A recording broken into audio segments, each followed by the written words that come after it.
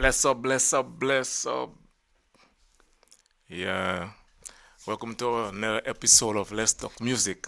That's gonna be my third episode. Yeah, as you can see, the title. Hey, Melboy, something big of yourself. City. Well, I guess City maybe just part through earlier on. Yeah, as you can see the title. Yeah, we're gonna talk about the music and social media. The internet compared to back then in the 80s, 90s with the social media. Yeah, we're gonna make some comparison and the advantage, disadvantage. Yeah, that's a topic I wanted to talk about a long time. Self gossip, big of self. My boy, self. Yeah, so you know, somebody tell me if I can touch on the Vice Cartel situation right now. I tell the person now. You see, Vice Cartel is a musician here, but the situation in right now it's more on the law part, not really the music part. So this topic is very sensitive. So I'm not gonna talk about what's happening to Vice Cartel and the whole thing happening right now. I'm gonna leave that for the vloggers and they can vlog about. I more want to stick to the musical side of the Let's Talk podcast. Yeah, that's what we're talking about, the musical side. What happened to Vice Cartel is more on the law side. Even if he's a musician, but yeah. Like I said, I'm gonna leave that for the vloggers to can talk about. Anyway, heading back to the topic.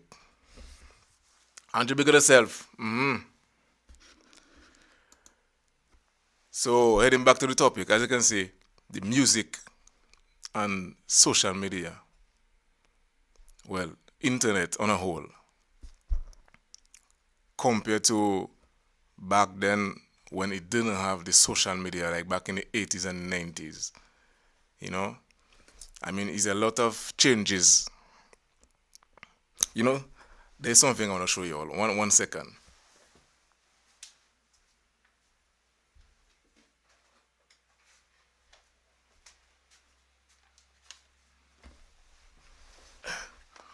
Who remember those? Remember those? Yeah, cassette. Yeah, man, cassette. That was back in the days. That was before social media days. Yeah, before MP3 and WAV files and all them things there. That was back in the days. Yeah, man. I used to be DJing on those back in the 90s. I used to have like free crates of cassette. I mean, it's crazy. I mean, where to see where you come from DJing on cassettes and then you evolve into CD players and then here comes controllers and the computer and laptop. But yeah, before all those technology, there were cassettes. Yeah, man. I doubt anybody using cassette right now. I doubt everybody has smartphone right now. Everybody listening music on the smartphone. Evolution. Yeah, anyway. So actually this is actually part of the whole music back then comparing to the music today because it's all about the internet. Because like I said, before the internet, you had cassette, you know? You used to record your music on the cassette and play it you have your Walkman or you have your tape deck. Man, that was back in the days, man. Can you imagine that? Music have evolved so much. 1 second, let me just check this out.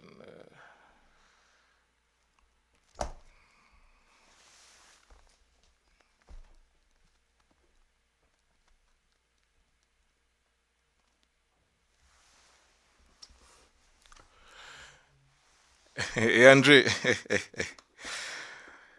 you know, when I tell people I used to DJ on those back in the days, I used to have two tape deck. That was like 1995, 1996. I used to have two tape deck. And what I did, I bought a hole on top of each of the tape decks where I put a screwdriver heading down to the motor of the that inside the tape deck, and I using a screwdriver to turn it. That used to be my pitch control to speed up the music and slow it down. Can you imagine that? And I used to go and DJ with this back in the days. Yeah, that was before Yeah, I had my turntables, and then I buy two Technics turntable where I used to DJ with records. That's why I love turntables and records. That's why I started DJ on turntables and cassette. And then now here comes CD player. There was CD players, the normal CD player, and there were also the dual CD players. The dual CD players is like it's for DJs. You have it's like you can fit it in a rack, and you have side A, side B. Yeah, that was like those. I bet that was like maybe 1998, 99. Yeah, there was the Gemini. Yeah, and then after that, now there comes Pioneer start to release the CDJs. I believe the first one, the first yeah. Yeah, but there was after the dual CD player, then in the 2000, the early 2000, here comes controllers. I believe the controllers, CDJs and controllers, yeah. But it keep evolving, evolving, evolving, and from the cassette to CDs to MP3, yeah, it's a lot of evolution.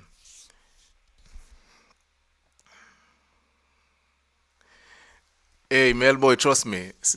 Boy, let me tell you, I have so many issues with CD players back then. You know how many? Sometimes I used to go, because I used to actually do my own CDs. When I say do my own CDs, I used to have a computer where I used to duplicate CDs and sell CDs, all and stuff there.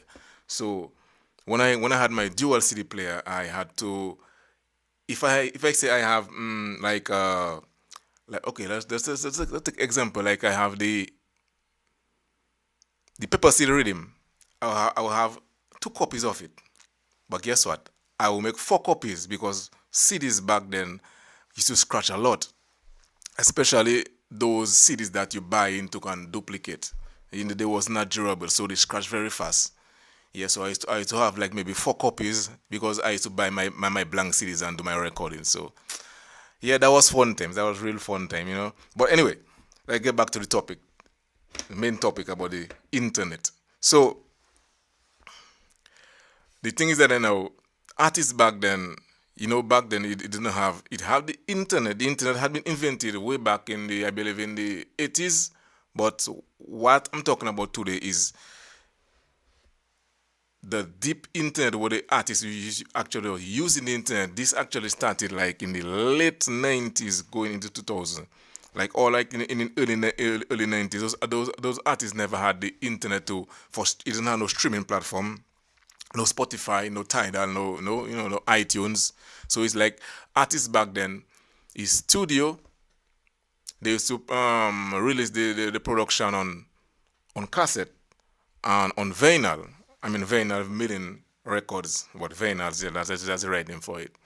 And they used to be in the record shop. So if I say you want to get a copy, you have to go in the record shop. There was nothing about in Spotify, no social platform wasn't around, digital platform was around those times there. So you still get your copy on cassette and vinyl. You realize I didn't say CD as yet because that was before CD. CD come after. So I just starting off with vinyl and cassette deck. Yeah, and yeah, there was also something that was called that. I don't know if anybody you all know remember. It's like a cassette. It's like a smaller version of the cassette. It's a very very small version. It's like half the size. They call it that, but it's more like for people are doing a recording, like for those studio guys and them that used to more use that. Yeah, the that I remember that. Yeah, so it's like the artists back then, yeah, it was used to be a struggle to them. Well, it's not really a struggle because, I mean, that was it. But back then, so it's not to say they had something else. There was nothing else. So it is what it is. But making money on music back then was a lot of shows. Shows. Well, if I say you was a dancehall or reggae artist, doublets, because doublets is mostly reggae and dancehall artists. They all do doublets. Those Americans don't really do doublets, but shows, yeah, a lot of shows. Radio, let me tell you. Oh, I forgot to mention, radio used to be a big thing back then. I mean, radio is still a thing. Radio is still a radio station, but they were more popular back then because back then, like I said, the internet wasn't that powerful as yet in terms of in integrating with the music. So radio station was the main thing when come to um, promoting your music or radio station. Yeah, that was the goal. Radio station. Man, I used to listen to radio station back then, and I used to record music off the station, making sure as soon as they ready to talk, I will cut it off. Man, that was back in the days. Yeah, trust me. Yeah, man. So, oh, I say, man, boy, you remember that? Yeah, man. Yeah, okay, yeah, man. As long as you come from that era, you must know that. You must know that. Yeah, man. You must know that player. Can't you call him bigger yourself? Why you say? Growing up, I was a patron of VP Records. Yeah, man. VP Records had the shops all over. I believe in Florida, different states, New York. Hey, New York used to be the place. You know, back then, and thing, and I like remember when I was in Antigua, there used to be, there used to have a lot of record shops. Like I say, it's record shops. When you go in a record shop, you see, a lot of vinyls. A lot of vinyls. I mean, in the mid 90s, like 94, so 95, CDs start to come into action. So there were vinyl and CDs. Yeah. Also cassette. So yeah, man. So I mean, tell you, back then, whenever you go and buy your music, you would take a cassette or a vinyl, and you would read everything. You would take out everything like that. You would take out everything, and you would read all them things. That used to be. I mean, I saw a pleasure doing and stuff there, reading everything on that. That was the niceness of having physical copy. Right now we don't have no physical copy, but I'll get to that. I will get to that new era right now. Back then was physical copy. You could actually go and buy and have your copy in your hand. Your vinyl, your cassette, your CD player. Today they still have physical copy, but not much. People don't really do much CDs. Right now, if I say you want an album to come buy, you hardly get a physical copy for it. You have to go and buy it on iTunes, or you have to go and stream it. But anyway, we'll get to that. Yeah, so who come there? Shannon, big up yourself, Shannon. Blessed afternoon to you. Yeah, blessed Tuesday to you. Yeah, so back then, like I said, the artists and them, they used to rely on sales, sales, physical, hard copy sales of the music, and radio station also, like I say, used to be one of the main things to push the music out there. So if you realize that seeing a radio station was a main source to come push the music out there. Back then, the music back then, I mean, it always have explicit music, but there was a lot of clean music also. A lot of clean music, because the artists, they want their music to come play on radio. Remember, you can't play explicit lyrics on the radio, so you're gonna make sure you have a lot of clean music.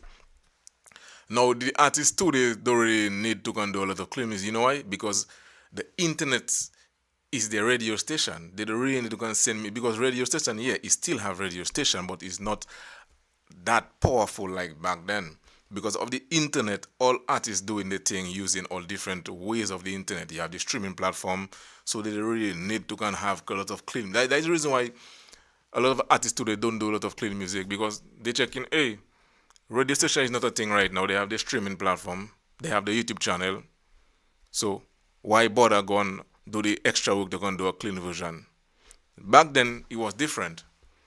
Back then, even if the artists them do a raw version, what they used to do is they used to blip certain part of the song just to give it to the radio station on them. But today the artists don't do this thing.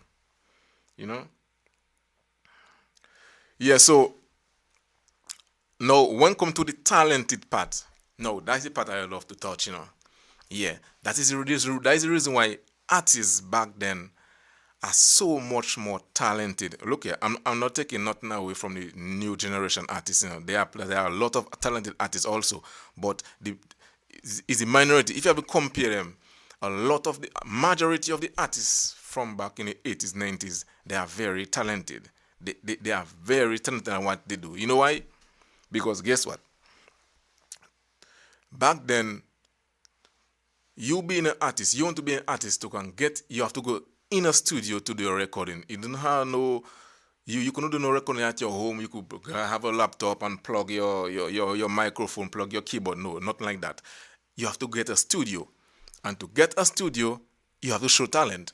So that's the thing there. So that's the reason why most artists from back, and I'm just drawing the box referring to reggae and dancehall, but it goes to all genre back then. But I stick into the reggae and dancehall.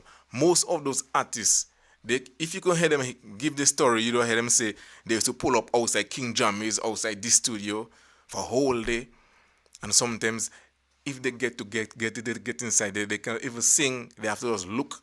I mean, so many stories. So you have to get your shit right. You have to get everything right. And most of the artists, again, the next thing now, they used to, most of them start off singing doublet.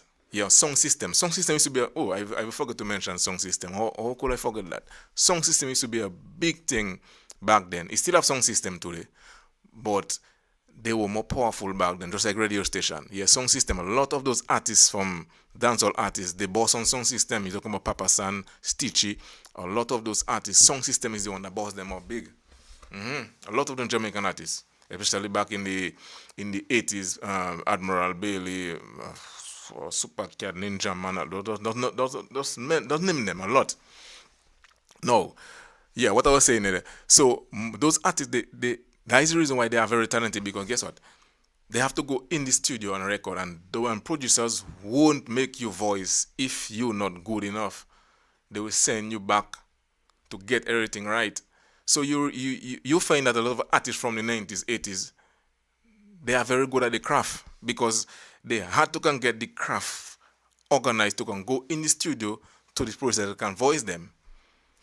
Today is a whole different scenario. Yeah, today is a different scenario, a whole different scenario, because guess what? Today, and that goes for both artist and producer. Today, an artist, no, anybody can just buy a laptop, plug a mic, plug any instrument, because they have different software. You can, so many different software you have to go and do recording, and you can just plug your stuff. You write inside your room, and you can just voice a song on an instrumental. Or you right now you can even buy beats now. Because you can buy beats from anybody. Even they have a free beats also. It wasn't like that back then. Back then you couldn't buy no beats. The only way you can get a voice on a rhythm, you have to go in the studio to voice on a rhythm. Yeah, right now you being, like I said, anybody can just get up and just be an artist, because you can buy beats, you can just sing a song, and you don't have to worry too much. And you can just, after you finish do everything, you can mix and master it yourself. You don't have to go to a professional to do that. And then right now it even getting into a different level. You know why? Because right now they have AI. Now this is something I'm gonna touch on in a while also. The AI business. Yeah.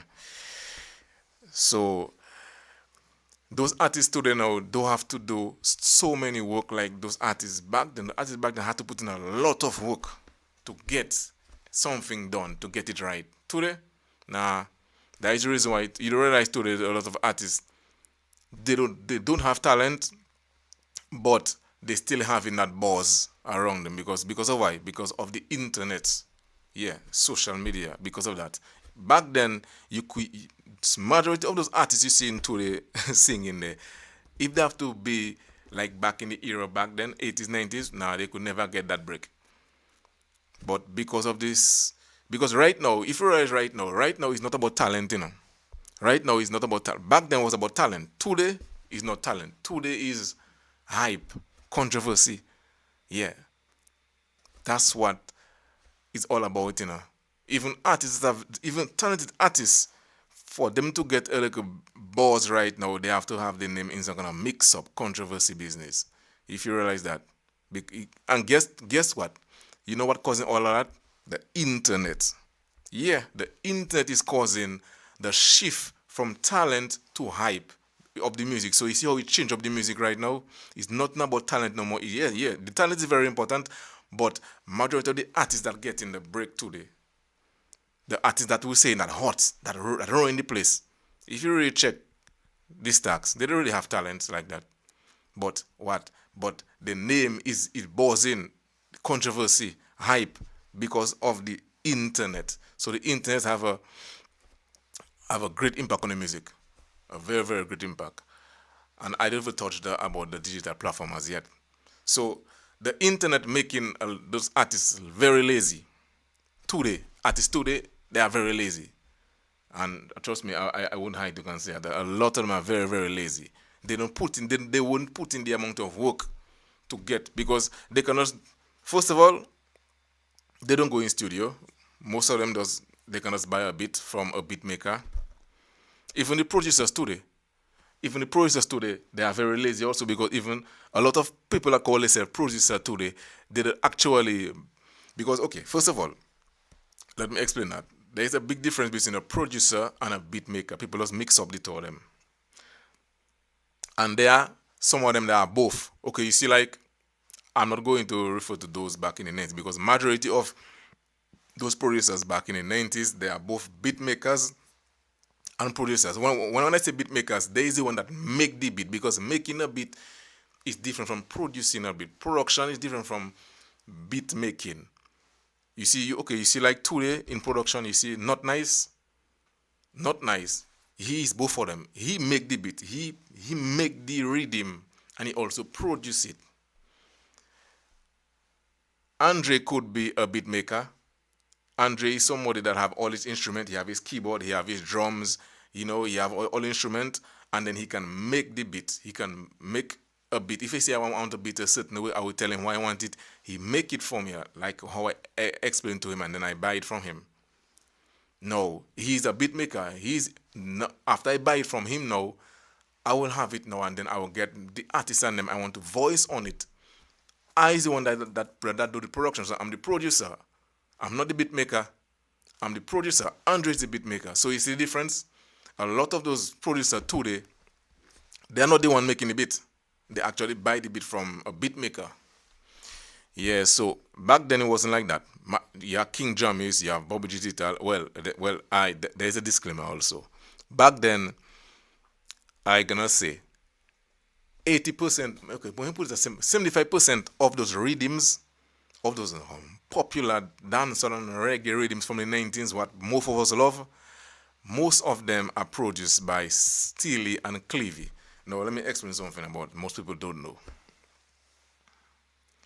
Most people don't know. Steely and Clevie, back then, if you were a DJ back then in the 90s and you used to buy vinyl 45, I've done way over, so but anyway, I guess you all know what's a 45, the small records. Reggae and dancehall, majority of the time, if I say you buy a song, okay, if I say you buy a song of Shabba Ranks, like Shabba Ranks, Ting-a-ling, side A, you have Shabba Ranks, Ting-a-ling, and side B, you have version, but below the version, you will see it marks Steely and Clevie. Although it was produced by Bobby Digital, but you will see Steely and Clevie mark on side B. You know why? Because they is the one that make the beat for that producer. Plenty of the beats and them, plenty of the version instrumental is Steely and Clevie make it, but it was produced by a different person. So Steely and Clevie, they were the kings in the 90s when come for making rhythms. They make rhythm for majority of 80% of producers. Yeah. Even those popular rhythms we love, most of them were produced by Steely and Clevie. Excluding Penthouse. Penthouse had their own engineer. Penthouse had Dave Kelly and Tony Kelly to do this stuff. That was before they go on their own. So Penthouse and Steely and Clevie wasn't making no rhythm for Penthouse. Penthouse has Dave Kelly. Dave Kelly and Tony Kelly, they are very good producers, engineer. They can do everything. When I say everything, anything you can think of the music, writers, production, beat making, they can do everything, those brothers, and they're very, very good. So I know even going to talk about them because they own a category on their own. Yeah, they are very, very good. Yeah, so today, the rhythms today, like I said, most all them producers we have today, they don't make the rhythms. They actually buy it. Like I said, back in the 90s, it used to happen, but not so much. But today, maybe 80%, I want to say maybe 80% of producers today don't make the rhythms. They buy it. I mean, I won't call names. That is not what the program is about. Because producers, let me tell you, those producers don't like when people say they don't make the beat. because people like to discredit them and say they are not producers. But people still doesn't understand the meaning of producer, because a producer is not a beat maker. But at the same time, producers still not don't like to feel that people saying they are not the beat maker. It's like, to them, you just take away the credit from from them. But the fact is fact, they're not a beat maker, they are just a producer. You know? So you will find people will give somebody that do the production, make the beat and make the production more credit, because you're doing everything. But if I say you only do the production but you never make the rhythm, it's like people checking like you're not a producer. But like I say, a lot of us just confuse the word producer and beat maker. That is why the beat maker is like they are ghosts. They are ghosts. They always staying at ghosts. Like you never know who they are. You only just know who the producer who the producer is, but you never know in who the it's just like a ghostwriter. Majority of our popular artists, the popular songs on them are not written by them. They're written by somebody else, a ghostwriter that sometimes you will never know who. So it's like they never get any credit. You know. Let me see what the chat saying there, because why is it called a Studio One? Yeah, you go way back in the 80s. Yeah, trust me. But we have to have a conversation about the Studio One anytime. Studio One, and go way back in ska, rocksteady. Because there's a certain topic I want to talk about concerning that era, from the 70s, 80s, 90s, 70s, 80s. Because actually, reggae music, what do we call reggae music actually? All those beats in reggae we hear in the 90s there, those are not original. Those rhythms we hear in there been invented way back in the 70s in terms of ska, even before Studio One.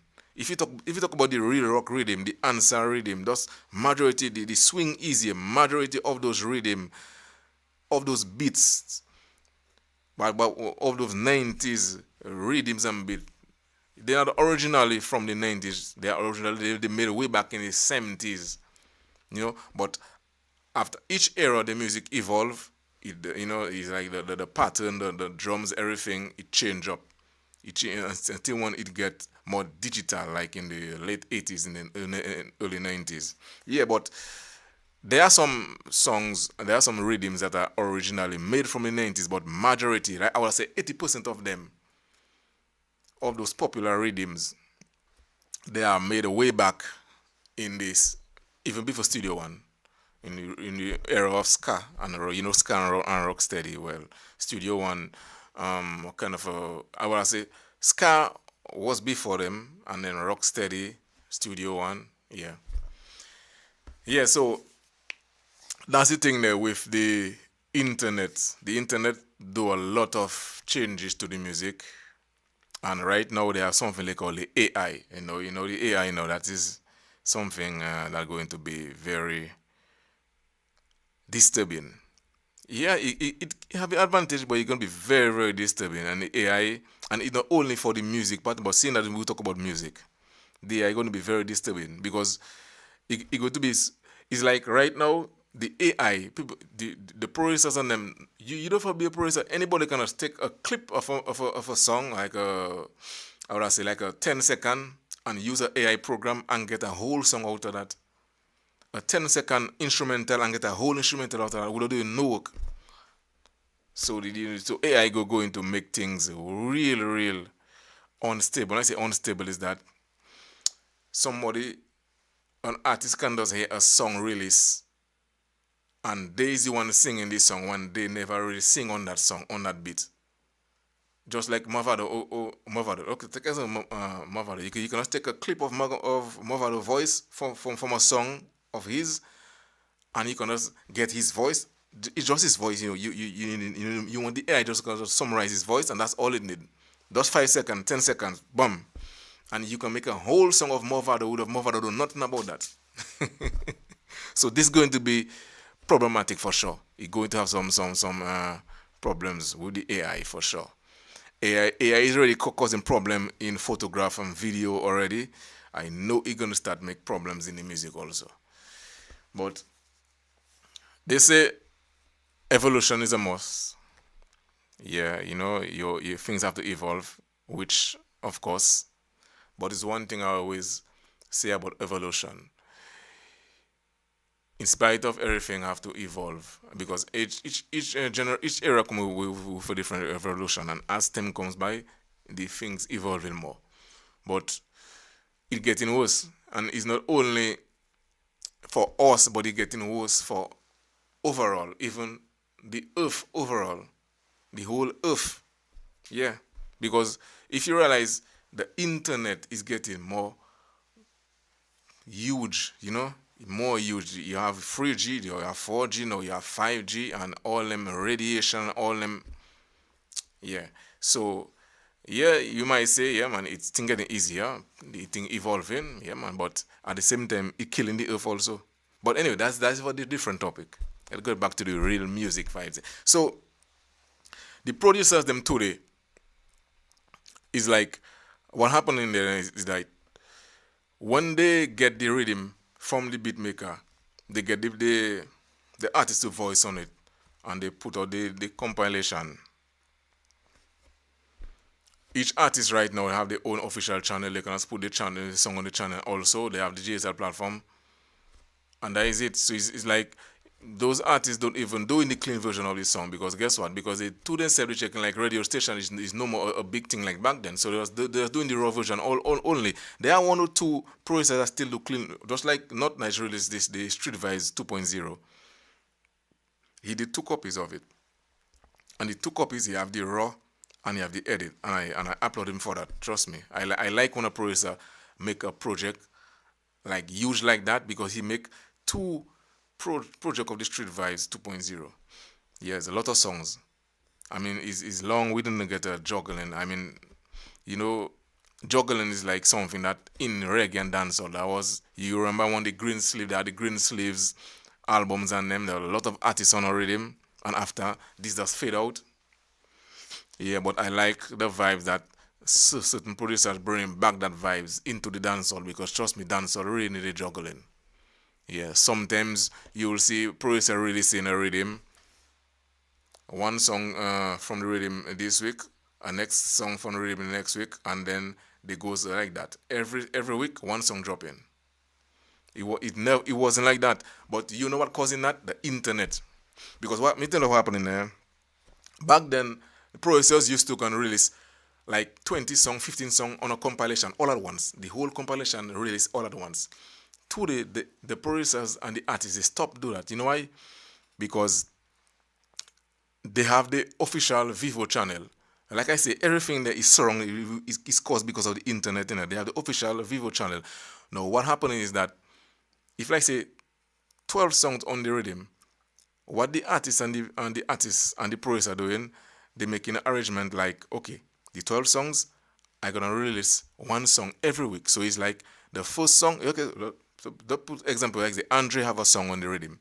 Now Andre song release this week. Only Andre song alone from the compilation released this week on Andre channel. In that way now, Andre song won't be competing with no other songs on the rhythm. His song gonna get all the traction. So it's like it will accumulate a lot of views. And remember, views turns into revenue. That's how the artists make the money. So the internet is what causing them to go and do that. And they don't want no competition, so they're releasing one song of the compilation every week until all the songs them release. It wasn't so back then. Back then, all the songs are released together. So you see, because of the internet that happened in there. And that is also those mess up device because if you have to wait a whole month just to get a whole compilation, that doesn't make no sense. But to the artists, it benefiting them and the producer because they in it for the money. Obviously, yeah, it's for the money, yeah. But back then, I mean, they was in for the money back then also. But back then, the love and passion it was more strong for in the music than today. Today is all about the money, money, money. So that's the reason why you see today a compilation might there are compilation that release all at once in but it's not as much as before. Majority of the artists today they're releasing their songs and them by singles. Remember, singles is not something that really into dancehall and reggae too much. Singles is more hip hop and American genre. Reggae and dancehall is more juggling, but what happening now? If you realize most of them dancehall artists, you realize is a lot of singles they releasing. Now back then, let me tell you back then how the artists used to do it back then. Back then, what they used to do, most of them used to voice on rhythms. Just check Bojo, Spraga, Beanie, Bonte, rhythms. They will go on voice on rhythm, a lot of rhythms. And whenever they're making an album, then now they will make some singles for the album. They will have singles on the album alongside some of those songs they sing on the rhythms. But you won't see artists doing singles. Majority of the music back then in the 90s is rhythms. Like I said, they are singles, but it's mostly for the albums. Today, the artists and them, they only want to do singles. If you realize that. Why? The internet. Yeah, the internet. The internet is one, and also the competition.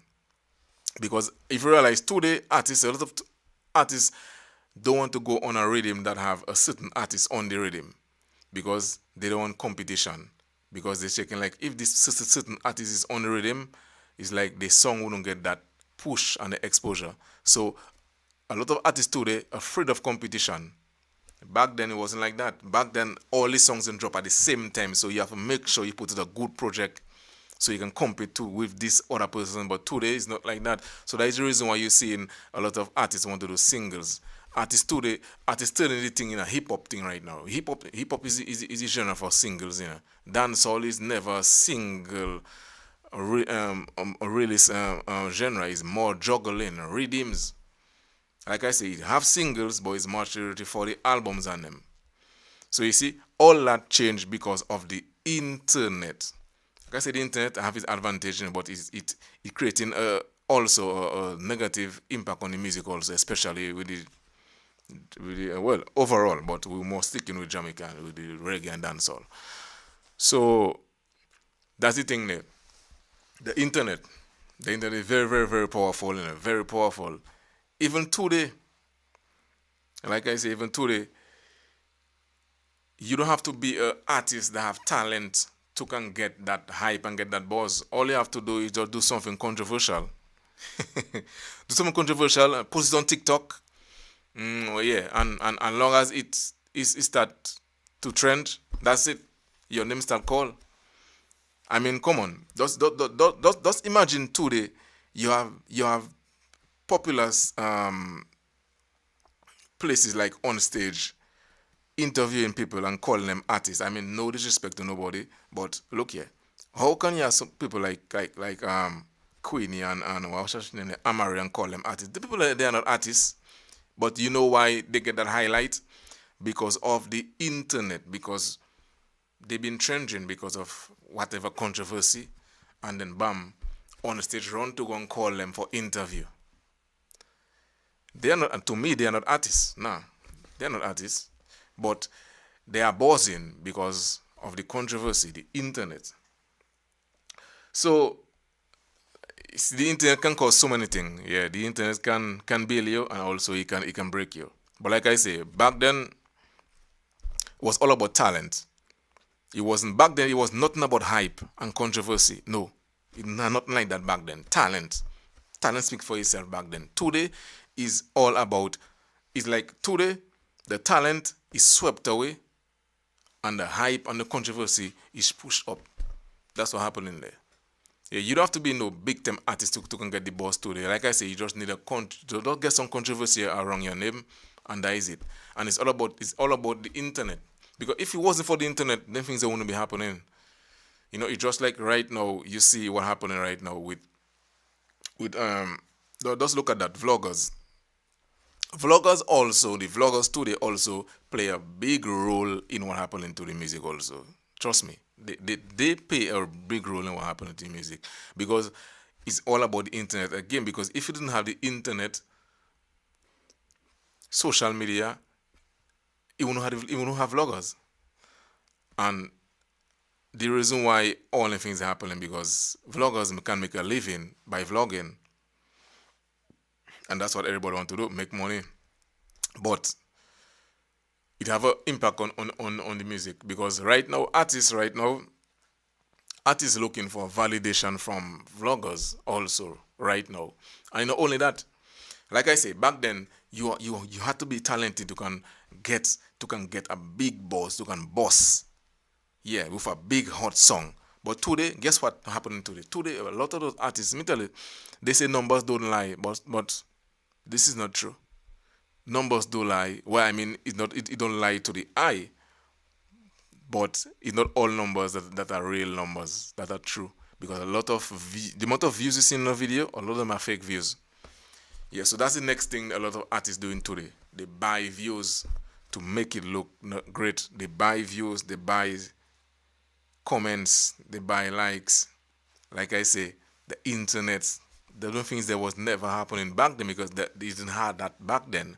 So today, you will see an artist put a song out on the channel, but in the next couple hours, you see the song have maybe 200,000 views, a couple thousand likes, couple thousand, maybe a couple hundred comments. Because what? Because you know what?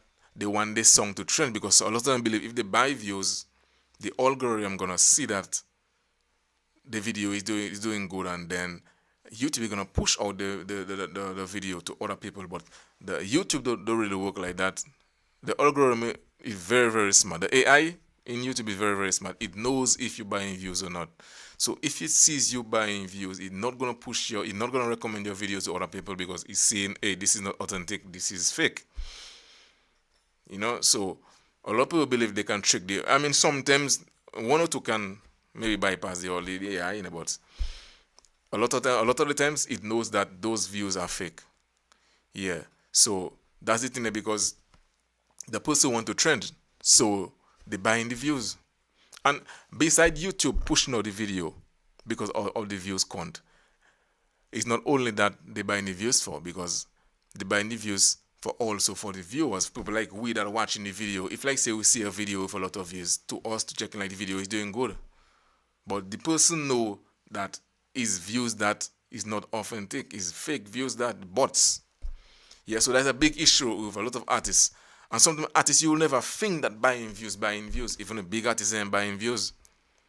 I mean, there are all different ways you can promote your song or your video on social media, you know. But the buying views is a thing that a lot of artists doing. Yeah, a lot of videos you see with millions of views, don't make them fool you. Maybe half of that is fake views. Yeah, so then again, the internet, because why? Why are they doing that? Because they want to trend. Yeah, so like I say, it all boils down there, right there. Sometimes some no-name artists that you never even hear about, you see in a video they upload, 2 days and by 3 days time they have million views. Remember, those people, that person is not even popular. So where they get that million views from in less than a couple of days, and you're not a very popular artist, views is being bought. Yeah. So you see what the internet can cause. The internet have a it have its advantage, but it also have a negative impact on the music also, because it causing artists to not be very talented. Take example. If you see you have a stage show, whatever stage show they have right now, look at the 80s and 90s artists. If you have any 80s, 90s artists on that stage show, compare them to the new artists and them. Right there, it answers all the question about talent. Right there, answer all the question. You can see the difference, a big difference. Put an 80s or a 90s artist to do a stage show together with those new generation artists, and you're gonna see the difference. Big difference. I mean, there are one or two new artists that can really do the thing, you know. But when come to doing some proper stage show, yeah, the 80s and 90s artists, they got it because that's their thing. Because that's what they were all about back then. The artists today, like I said, the artists today, they don't really do too much stage show. All they do is studio recording. Majority of the time, what they do is record music in the studio and put on streaming platform. They don't really get bookings. I mean, they get bookings, but what you say, they don't really like back then. The artists back then, they used to do a lot of stage shows. Today, those artists and them. That's the reason why today, a majority of the artists today, majority of them, you hear them how they sound on the record, when I say record, how they sound on the official audio is totally different from how they sound if they go on the stage show. And the next thing that making those artists today a very big disadvantage to them is like lip singing. You see, lip singing business, back then artists used to go on stage and, you know, do their own thing. There wasn't no kind of a no laptop playing with their song like karaoke. No, no, no. The artists used to go and sing out their song, perform their song. Well, today, a lot of artists today, they I don't know why they doing that. They never like that kind of a vibes. They have a laptop playing their song like a karaoke and then they singing over their song. That I don't know why they do that. I know mostly the hip hop them doing stuff sometime, but that was never a thing in dancehall and reggae back then. Today a lot of artists do that because they cannot even do their own song by himself. I mean, like I say, there are those that do it very good, but that is the minority. Yeah, so the internet, yeah, like I say, the internet, it's have a big impact on the music. Very huge impact on the music. You know, it's just crazy, man, to see the impact the music have. I mean, the internet have on the music because, and it's getting worse. It's getting worse, because if you take a look at the lyrics and them in the song today, hey, one thing, gun lyrics and slackness lyrics was always there from way in the 80s, 90s, yeah. But it's like today is different. You know, it's like back then, those artists that used to sing slackness, they used to can balance it. You know, they used to have the slack songs and one or two, but even if the song is slack, I mean, it can kind of sound crazy, but it's like the song is slack, but you're still enjoying the song to the fullest, But it's like today, the song is so slack. It's like it triple slack right now. There is no masking of the song, and then again, make it worse, they're doing no clean version of the song. Yeah, so that's the next thing there. And like I say, the way they sung on the audio self, they sung different if they do in the performance. And there's the next thing a lot of new artists using right now. Well, auto-tune was there since in the 90s. Yeah, auto-tune. Yeah, auto-tune was there, but the thing is that it wasn't. Like I say, the software them, the things them is, when I say auto-tune was there, they used to have remember back then they used to have the big mixer board. That was before the whole laptop and and stuff. They still have the big mixer board and they still have effects. They still have effects on them, but the effects on them, it wasn't that so powerful like how when the software start to comes in, like maybe in the late 90s. Yeah, everything gets way more congested. But the big mixer and them in the studio where King Jammies and them have, they still have effects. They have reverb, they have echo, they have pan, and they can get away with it. But it's not like the big effects they have today. No. So you will find, right, a lot of artists using so much effects on these songs right now that when they go and perform this song on a stage, they sound totally different. Totally, you will check in like somebody else that's singing there is not the person, because majority of the songs they sing on the audio in whatever at their home studio, wherever, they have so many effects in it. Artists back then, that wasn't the case. That wasn't the case. I mean, artists back then they had some the voice was so nice and natural. They had the natural effects in the voice. When you talk to people like Ghost, people like Sanchez, Wayne Wonder, I refer to reggae.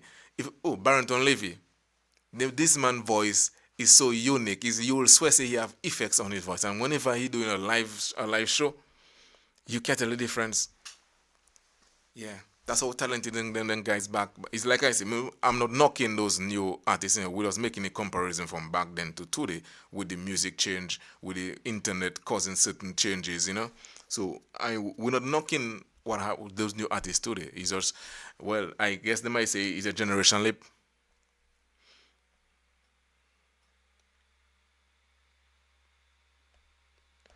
Let me see what's happening there. in the chat. Why is it man, boy? You saw it when one a couple years ago. Exactly. That's the thing. He sung exactly like how he sung on his recording. That is facts. Yeah, man, that is facts. Me tell you, enough stage show I used to watch back in the days, on cassette, on video cassette. Enough stage show I tell you, them guys used to sing exactly how they sung on the recording. Yeah, man, for real. Today is not like that. Today is not like that because, like I say, back then, guys, they used to go in a real studio and do the recording. And before they start the recording, the producer of the studio have to make sure they're good enough to come before the voice on the beat, So by doing all that, you have to get talented. Today, you have to go in your studio. You don't have, me tell you, okay, I'm gonna put that way there. It's like today, all the gates are knocked down. There are no gatekeepers as certain people would I say. Back then, you used to have a lot of gatekeepers. But guess what? The gatekeepers they had back then, they bring something good to the table because of the gatekeeper. Now they used to have a lot of talented artists because watch out. If you come to the gate there, in King Jam is there, you stay out the whole day. You not get to go in there, so.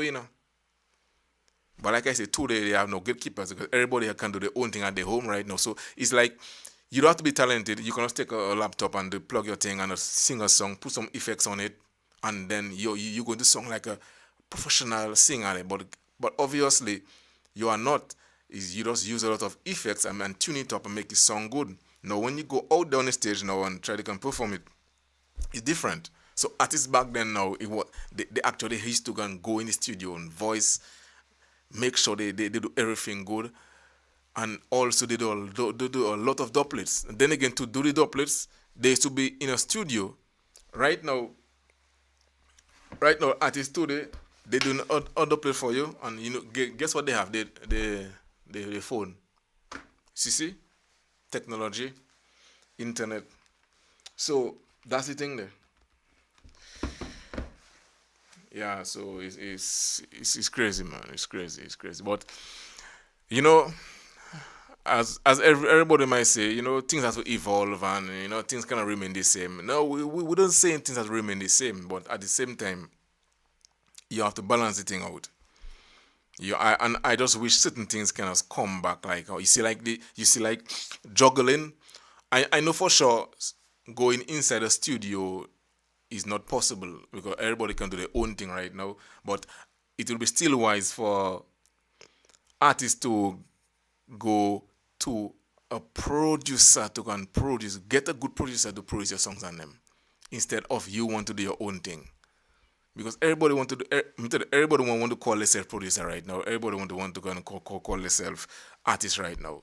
Like back then, you used to go to a producer to go and do some production for you. Right now, it's no more. You can just get a laptop and plug couple stuff on and sing your song in your bedroom, put some effects on it.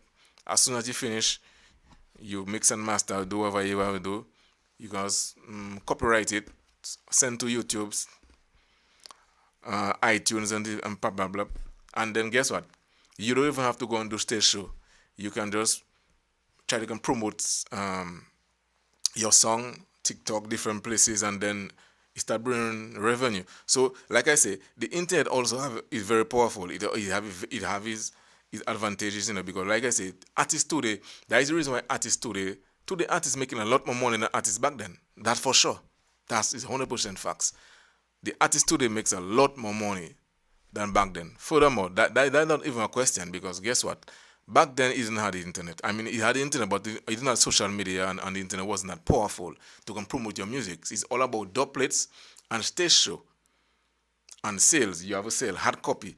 Today, the artists and them, they have so many different means of making money. They have the digital platform. I can name over 20 of them. So many different types here. But I mean, the most popular ones is YouTube, Spotify, iTunes, Tidal, Deezer. They have lots. There are lots. So they can make a lot more money today than artists back then because artists back then they have no social media to can promote the music. And also artists too, they can also get more bookings. So artists too, they making a lot. Me tell you, artists that don't even have no talent too, they making a lot more money than artists that were very talented back then. And guess what? Back then, now, the artists back then, they had a love for the music. They had passion for the music. So it's like they were doing it out of their heart, out of the love they had for the music. So it's like it was not all about the money. Yeah, because me tell you, if you realize majority of the artists from back in the 80s, 90s, they doing interview today. Those that are doing interview, if you watch Teach Them, you have a lot of them on his channel. Whenever he reaches that part and he asks them question like, what about royalties? There is where the sad part of the interview always comes in. Majority of them saying they ain't getting nothing. You know what I mean? Yeah. So that's easy different from the artists back then, from the artists today. The artists today, you can't trick them. They know all about the music business.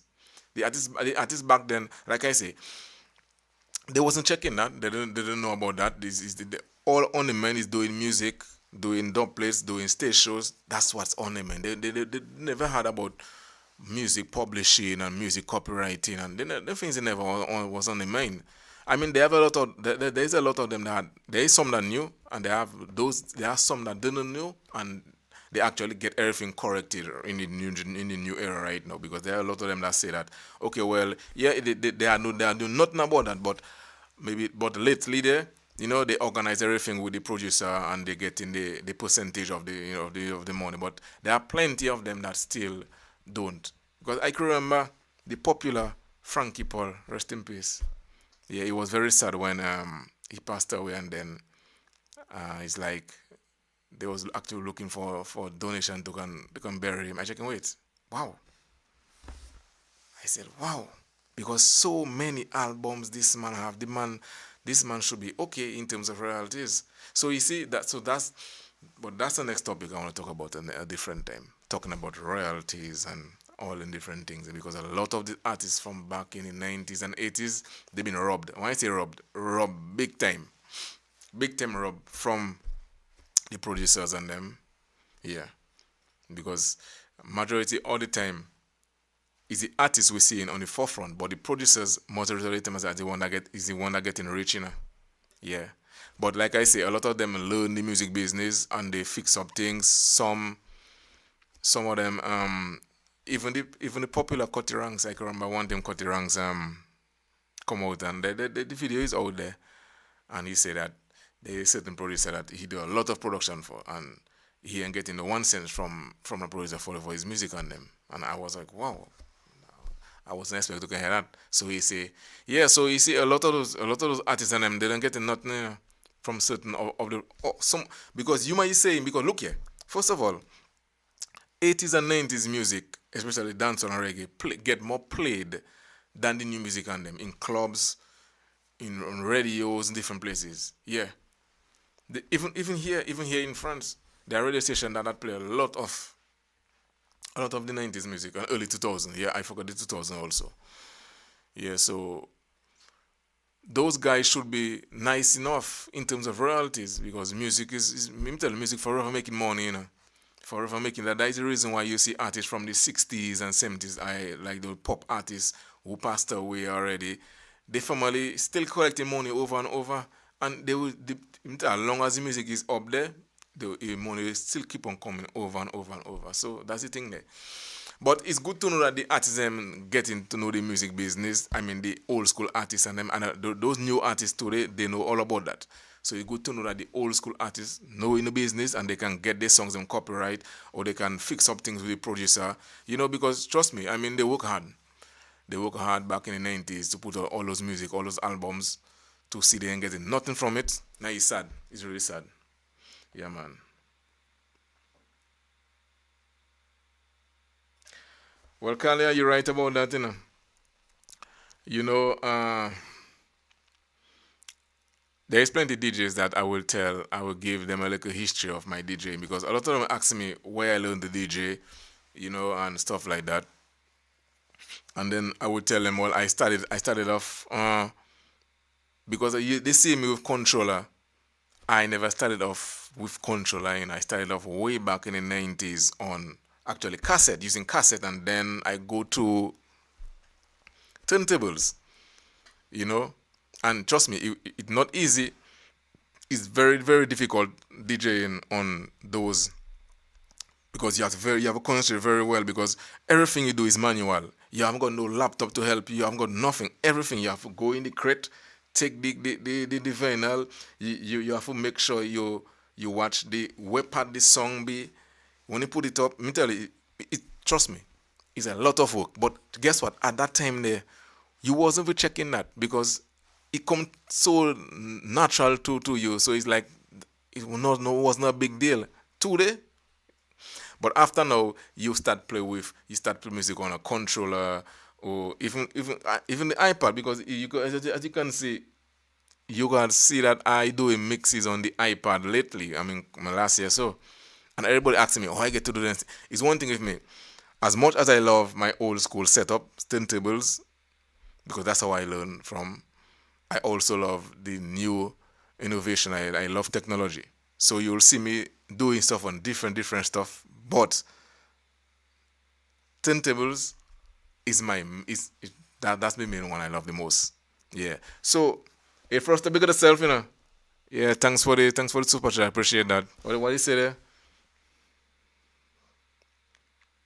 You know you say that. Yeah, so Carla, what you're saying there, yeah, so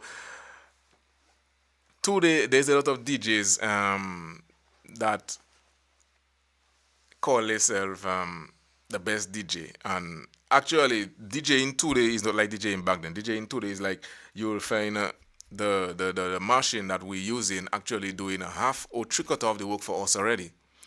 What, just imagine the mixer, the controller I've been using there. You have how many buttons on it? You cannot click a button. There's a button you can press and you're getting both songs sync up together. It's like a bitch mark. The controller is matching the songs and for you don't have to do no. You see like this. The I have my turntable there. No, I have to come be doing it manual with the pitch control, but the controller and them is like you can just click a button. There's a button they call sync, and you can just click on this, and the both song them align together. You know how to work.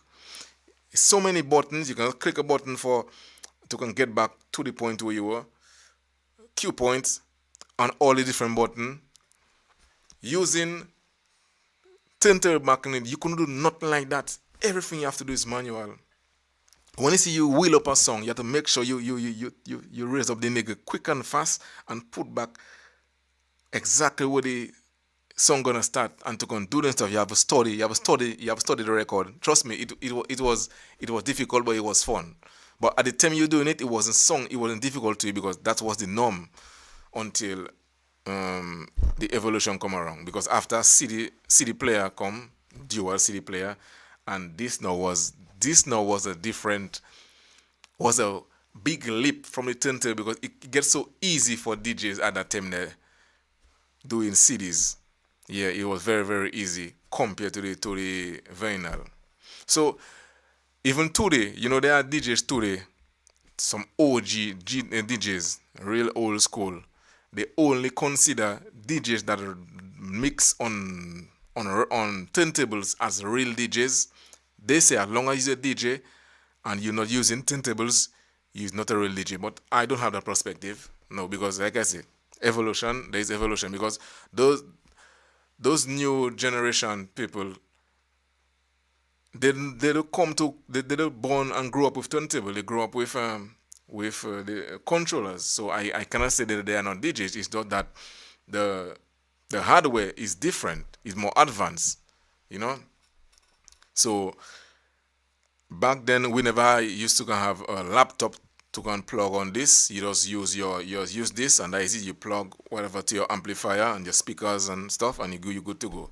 There was no laptop to connect. Right now, you have to have laptop to connect. You know, so yeah. And like I say, and guess what changed all that? The internet. Yeah, the internet. Because right now, it even could go a step further. Right now, DJs can go and DJ without any music. All they have to do is connect because in the software, the software they use in the gun DJ, the software now they have a new feature that you can actually log into your iTunes, your streaming platform. You can log in right on the software. You can log into the streaming platform, and you can stream song directly from the streaming software to your device, to your hardware. So you don't have to worry about look for songs off your hard drive or nah. No, that I never use that. I just don't like that because I don't want to rely on the internet for music. No, I prefer to can load my music onto my drive or onto my laptop and do my thing. Yeah, so it's all about the internet again. The internet changing everything. Everything. And like I say, look, AI is coming there, you're gonna make it worse. The internet is changing everything. So soon from now, maybe in the next generation, DJing is going to be so futuristic that maybe you might not even need a laptop or need a controller. Maybe everything might just be in your palm of your hand, and you might be doing that. Look right now, talking about that, they have the Vision Pro of Apple. Yeah, I guess if you're into technology, you might hear about the Apple of a device. It's already out already in America. I believe they're going to be distributing it in Europe maybe next month. The Apple Pro. Actually, you could DJ using an Apple Pro. Yeah. So, and it's all about having a headset. It's only a headset, Yeah. You don't need no, no, no hardware. So that's where the evolution is going. Like I say, soon from now, because if you go way back, just go way back where you started from, cassette, and look at it right now. It's a big gap that It's a big upgrade. Yeah, and like I say, futuristic, the headset, Vision Pro. So what come next? Soon from now, DJ ain't gonna be like I say, you just you have a stuff on your hand and you just swiping like that. You don't have no gadget. But then again, what caused all that? Internet. Yeah, the internet. No, there is something I want to touch on before I close this podcast. How many minutes I got already? 1 hour. Let me see what going there. Michael, big yourself.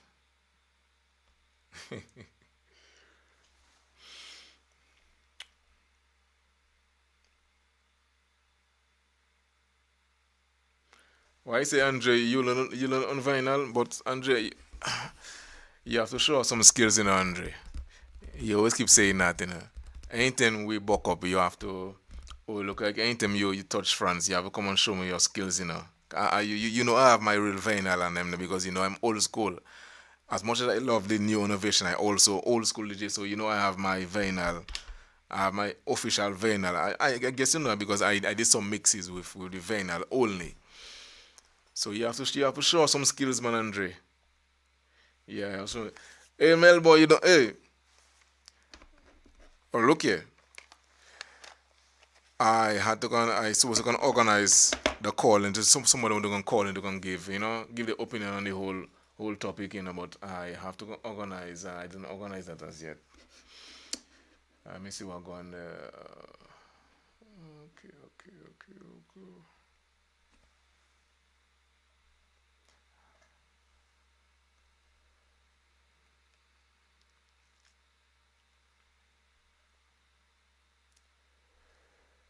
I don't know if anybody want to can call in to can give the opinion on anything concerning what we're talking about. Let me see if we can put the number on the. What one then, man?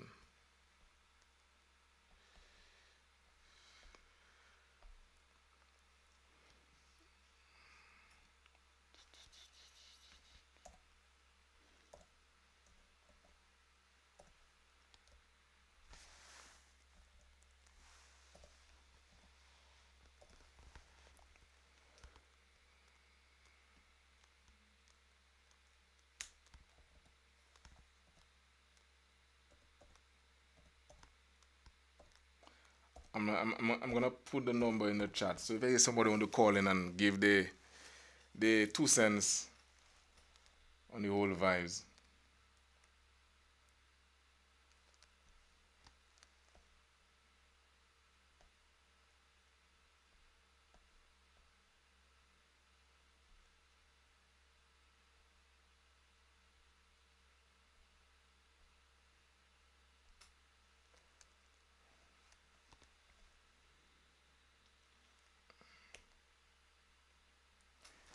Yeah, I put the num. Hold on 1 second. Let me just double check and see how that.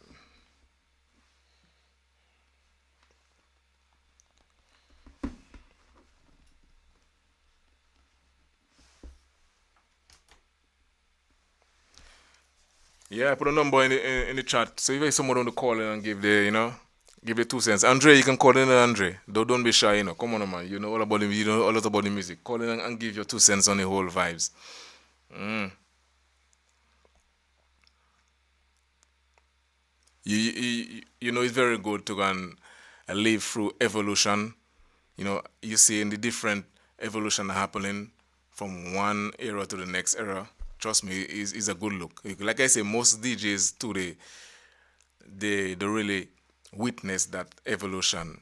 You know, growing up with only cassette, then growing up with only after a cassette, there comes dual CD player. I mean, no, turntables.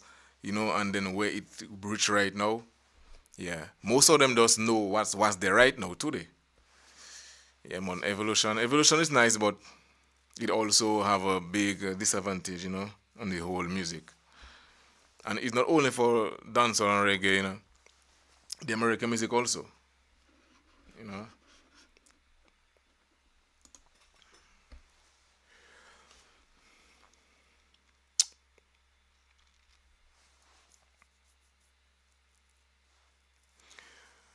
Hey, Kyle, trust me. One time I say I gonna go and do a live stream playing only vinyl, but trust me, I know you're gonna be so difficult.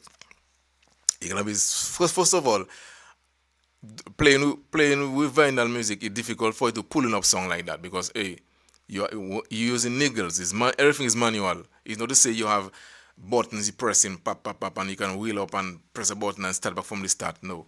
So it's very difficult. First of all, you have to look where the songs are located on the vinyl because it's very difficult. It's very, very difficult.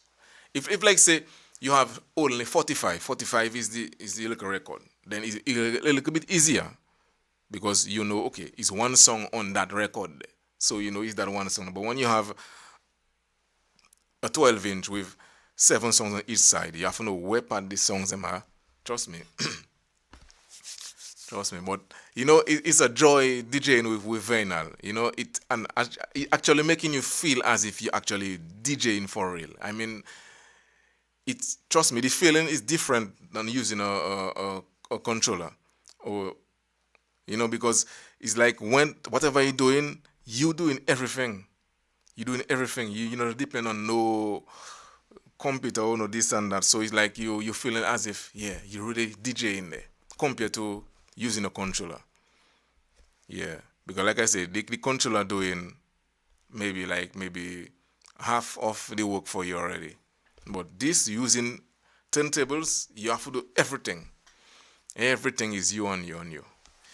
Yeah, so that's the thing. But you know, at least the controller and them making things easier because right now, if I say use a DJ and you have to go out and you go out and play gigs, you can go and work with. I mean, there are some people that does it, but majority of DJs is like they have controllers.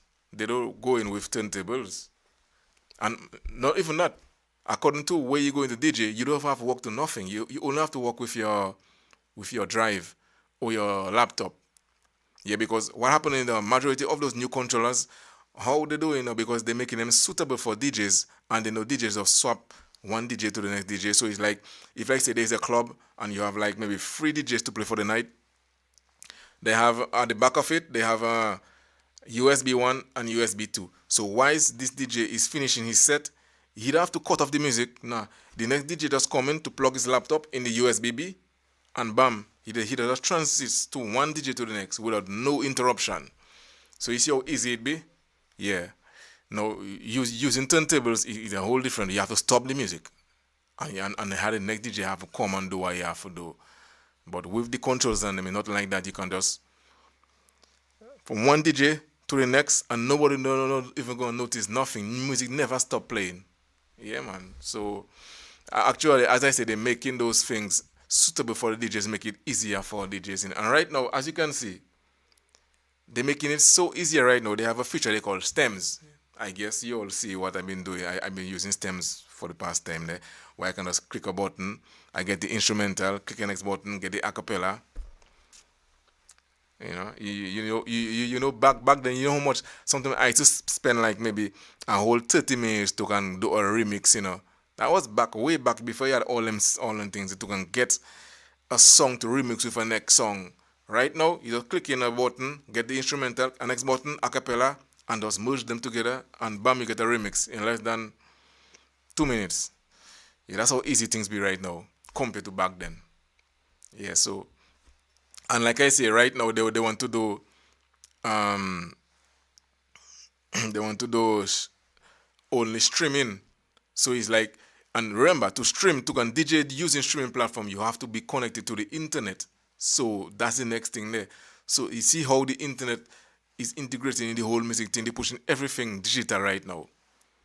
Everything digital right now. It's same thing goes to the gaming. Because right now, if I say you're somebody that play game, majority of the games in them you have to have internet to play them. Like a couple years back in the early 2000s, you buy a game and you don't need no internet. You play your game without no internet. You have your CD. The same thing goes with the music right now. Right now, you hardly can buy a dual like a Pioneer CDJ. The latest CDJ, it named CDJ because of the CD, the CD mean the CD, the physical CD. But then the latest one they release is still they still call the CDJ, but guess what? It's using no CD. Look at the laptops. Look at those new laptops they have right now. They have no CD-ROM. Why? Because they want to shift everything to digital. And shifting to digital, you know what I mean? You have to be on the internet every time. Yeah. Because as long as it's digital mean internet. So that's where everything is shifting right now. Internet. Yeah, so the internet is a very powerful tool. It can build you, it can break you. But like I say, without the internet back in the 90s, the musician before, they had more talent in whatever they're doing. The producers was more productive. The artists and them they were better. They had more talent. They could sing better. Yeah. Today is different. It's different. Like I say, there are so many software right now. You could just install on a computer and then bam, you could just make a beat.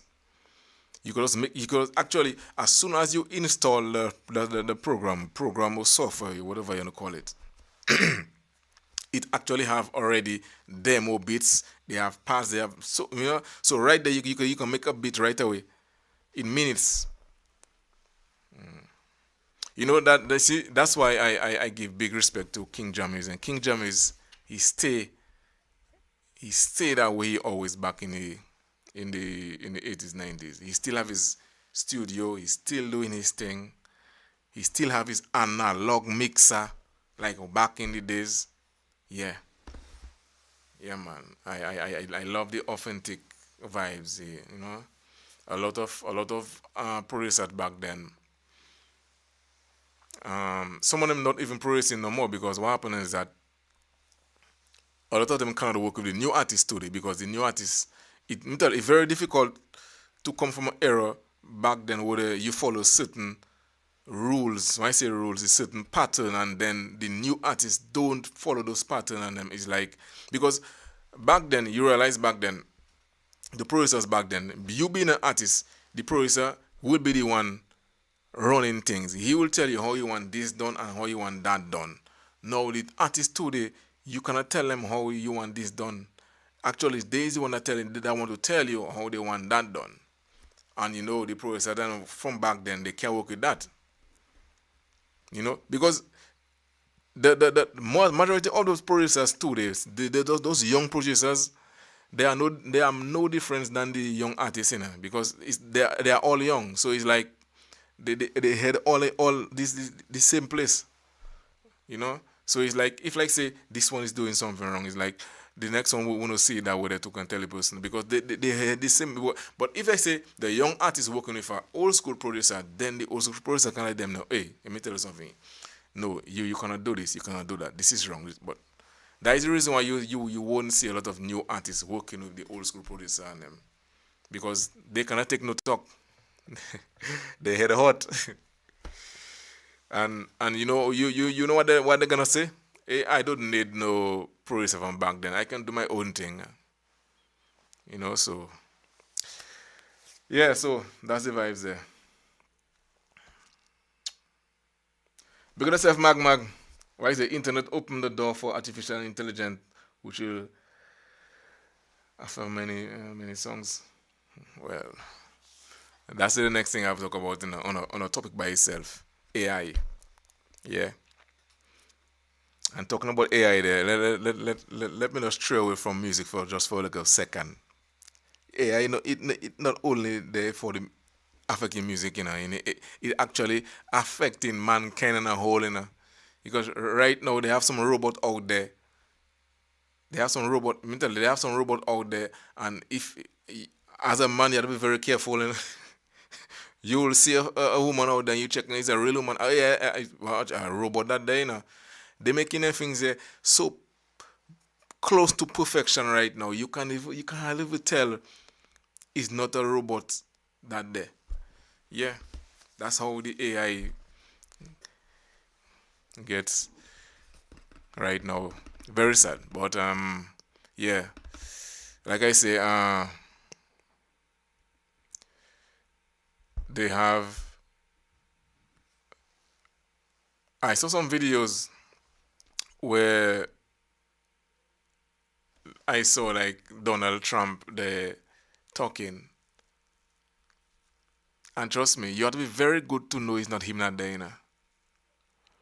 I mean, the same voice, same look, same everything, and you have to know. Me tell you, and the reason why I get to know it was him not there is by what he was saying. I check nah, Trump, something alright there.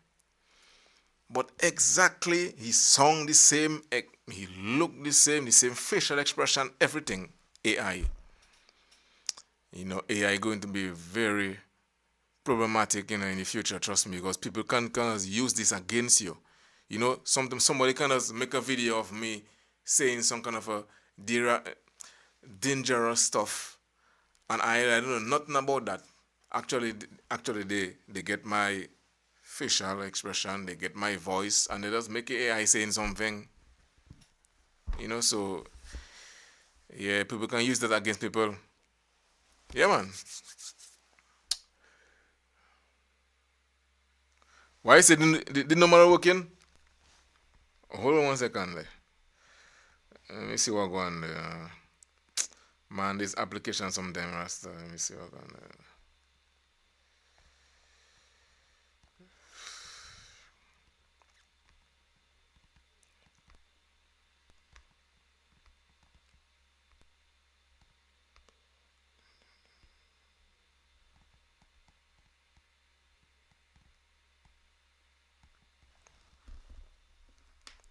Well, but how you say number working, number working, man? I don't know how come zero get through.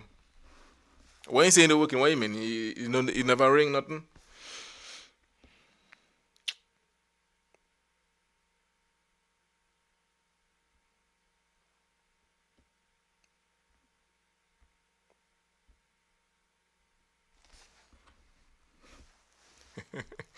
Talking about internet there, as you say you call and you don't get through there. My man just think of something, just click back on something. I say, you make me remember back in the days when you used to use telephone to go and make telephone calls. No, not smartphones, telephones. Because some people don't even know the difference between telephone and a smartphone. Those old school where you can actually manually punch in your number, some big numbers, yeah, and make your call. It's not no wireless, no nothing like that. And today we have WhatsApp, we have so many different ways you could call somebody. IG. I mean, I can remember one time they had some different application that used to do the same thing. They used to have Viber, yeah, WhatsApp, and there's some others in Tango. But by the way, talking about that, where are those programs? They just disappear in thin air. WhatsApp is the only one that's that's the yeah. So that's it with technology, there, smartphone, and they are so smart. The phones them are so smart, and the company them that make the software. Whenever you install the software on your device, you actually agreeing to certain things that you don't even realize that you're giving them the rights to your privacy. You don't even know that. You don't even realize that whenever you install the app, and there is nothing you can do against that, because you actually it already there in the app saying so and so. Let me tell you, that is the reason why. Let me tell you, you know, realize sometimes you may be just me maybe sometimes you and somebody have a conversation, or maybe on WhatsApp or wherever, and then or maybe you might be talking about maybe a certain laptop, you want to buy or something, and then bam, maybe you go on Facebook, or you go on Insta, or you maybe go on browse the web, and you see that at that same laptop you've been talking about on an advertisement. I figure out, but how did they know that I was thinking about that? All right. Yeah, man, they know all about the things there. The AI does pick up all the things there. And they just sell your data also, to big company. So it's like they can know exactly what you're thinking. So if, like, say you want to go and buy this product or that product, bam, as you open your a web page, you see that product right in front of you on Amazon or whatever site, eBay, whatever.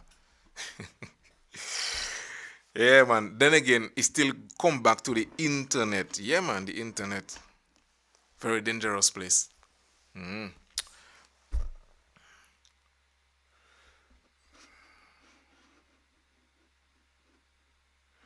Yeah. So,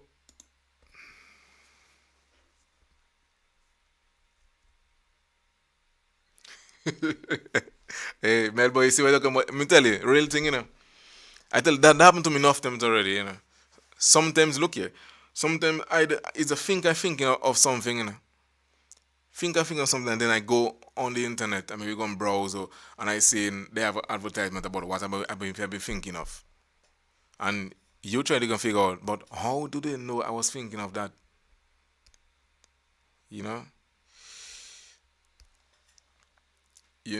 Sometimes some people don't really matter about if company have the data. Is there nothing bad they're going to do about it? It's just to can send them advertisement. But it's crazy. It's crazy. It's really crazy.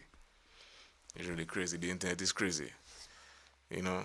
So that is the reason why they want to ban TikTok. TikTok is a big company, yeah, Chinese company, doing wonders in America.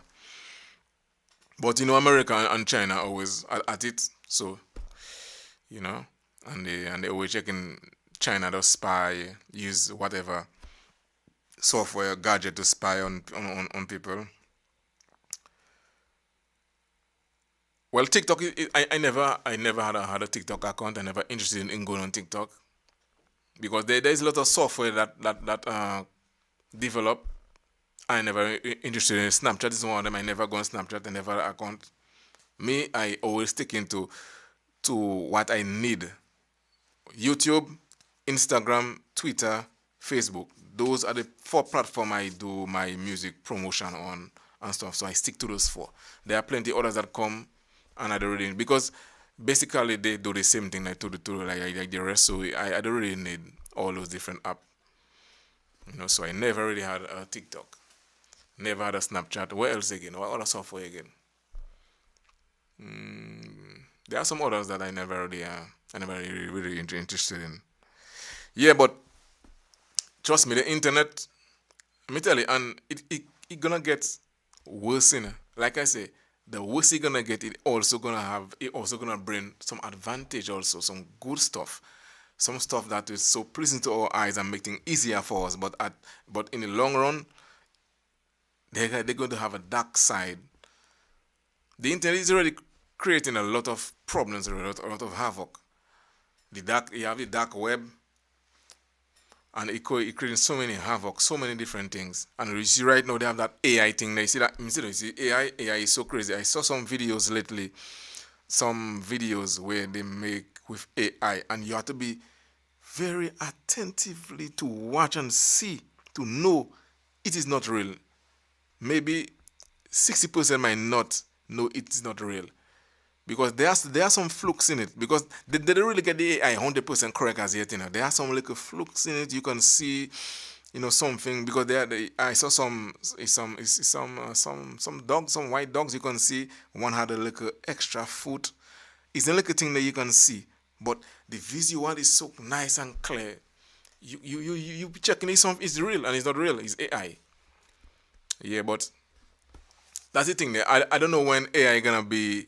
Maybe soon from now, it might just be an AI DJing for you on a live stream. You won't see nothing like me. Yeah, but I don't believe that gonna be the case. I love to go and do my own thing in manual.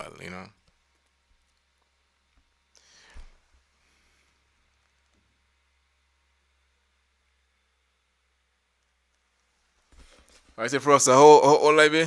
I'm not far from you. Let me not put it like that. I'm not far from you. I just behind of you. So if I tell you I just behind of you, I guess you should figure out that what age group I am. Me and Mel boy 78, we in the same age group. Yeah.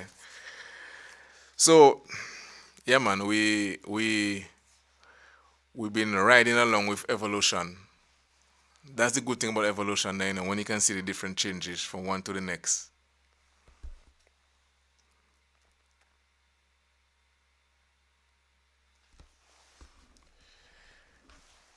A city you can call normal, you can wait, hold on. You can call normal, you can call WhatsApp. But you remember if you call normal, your service provider gonna charge you, because I don't believe it's a free call. But I know WhatsApp is free for sure. I know WhatsApp is free, but the normal calls and if you wanna go for it, it's all good, but just bear in mind that it ain't gonna be free.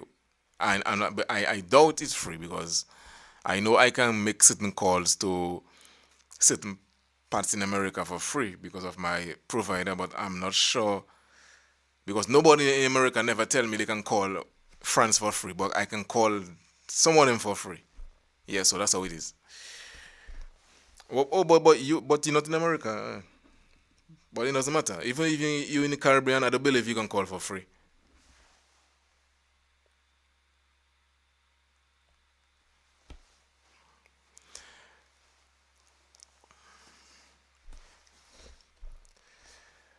Andre, you said you do some DJing on vinyl once. That you say? So you was telling me that you used to be a DJ back in the days, and what reason what you will have to have a vinyl? Because most well then again, there are some people that buy records to complete the music. So yeah, but I'm referring to DJ turntables. Did you have DJ turntables or you just have a normal vinyl player? Because there are plenty vinyl players.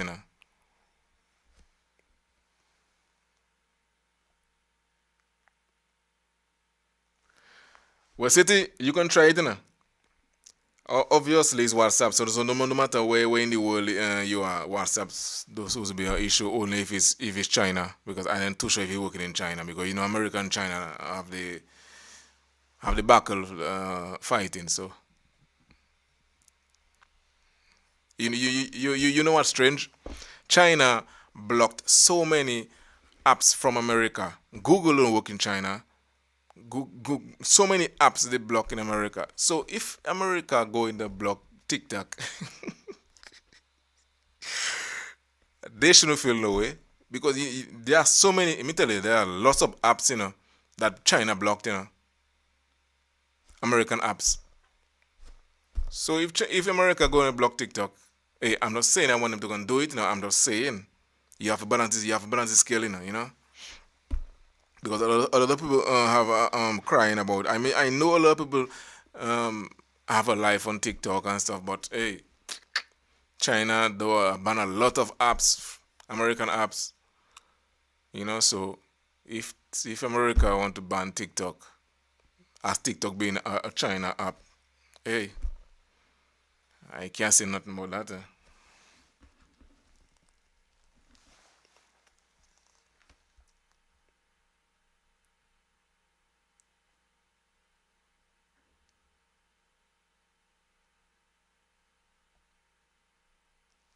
Oh, you are two audio techno turntables. Oh, I know those, man. Old school. I know those.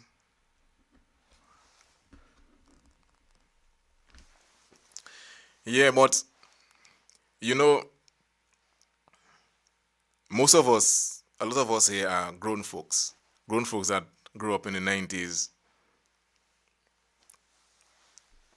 2000 come up, you know. So we've been through different stage of the evolution in terms of the internet because if some of us was there before before the internet get popular and powerful. Just imagine some of us we back in the days we go into school. We never had no tablet, no smartphone, nothing like this. Our main focus when it comes to getting information was library. Hey, you know something I have to laugh at because hey, they bring back some memories, man. It's like today all the schools and they have computers, they have all children nowadays they have gadgets, they have laptops, they have tablets, they have smartphone. You know, it's a whole different era. It's a big difference from back then to comparing today. It's a big difference. You know, so it's like you remember back then the boombox. People used to have boombox. Music boombox. I guess you know about the boombox. That was before they had right now they have right now people will check boombox again because everybody listen music on the phone. Everybody have earpiece right now. But back then it's boombox used to have, you know, playing your music and thing. Boombox with maybe you have a big cassette deck in the center of it and you have two big speakers on the side. Yeah man, and you blasting your music on the boombox before the internet, you know. Yeah. And trust me, that used to go on good. And sometimes you want to listen to music on your own, then you had Walkman. Is Walkman? Yeah, that's how they call them. Yeah, Walkman. Yeah. That was before they had the one that play in the CD, but I referring to the cassette. Yeah, man. Melboy, double deck. Trust me, I used to have a double deck JVC and what brand again? Damn, I see in the brand I'm like, oh, it's not Technics. Yeah, Technics used to have tape decks also, you know. It's not only turntable. It's Technics, Philips, Sony. There used to be the big brand back in the days, you know. Sony, Technics, Philips, and JVC. Um, they don't want to, but those are some popular brands back in the days, man. Yeah, man, with the boombox and them. Hey, trust me, that used to be some good times, you know. And guess what? And sometimes, most of the time, you know, when you have those cassettes, sometimes the cassette would have burst in, and you still can stick that back with some nice little glue. You know, I remember back then I used to record music from the radio station. So I used to do that. I used to turn that, record a song. After the song finish, after one song record, I would turn it one little bit to record the next song. You know, children today will never know about that stuff, you know. But that was fun back in the days, man. That was great fun. That was great fun back in the days. Yeah, so you know, like I said, back to the music. Back then, you had your boombox, you had your friends and them, you had a little gathering, and you playing your music. And remember, those times that you used to have, you have to make sure you buy like 3 pairs of batteries, you know, of big battery, because you know for sure it's not current. You're gonna plug that on and when you go out with your friends, you know, maybe somewhere or pull up cooking a pot. Oh, you just pull up, listen to some music. You have to have some 3 pair of battery because it's not 2 pair that things are rolling with 3 pairs. Yeah. So, yeah, man, it used to be good vibes, you know. And then, bam, after that, here comes CD player, the CD Walkman, yeah. And those used to scratch off very fast. And you know, I remember they used to have a lot of CD where you could actually write. There's some CD I used to buy. Actually, you could write on it. There should be a special pen you was buying also. You could write on the CD because you cannot take anything and write on it. You know. And but there was there was a certain brand I always gonna stick with because those brands used to be yeah. Now I remember that brand name TDK. Who remember that brand name TDK? They used to have cassette. I love TDK cassette. Yeah. TDK and Maxwell. Yeah man, those were the popular cassette back in the days. Yeah, TDK, Maxwell, what kind of cassette brand they have again? Sony.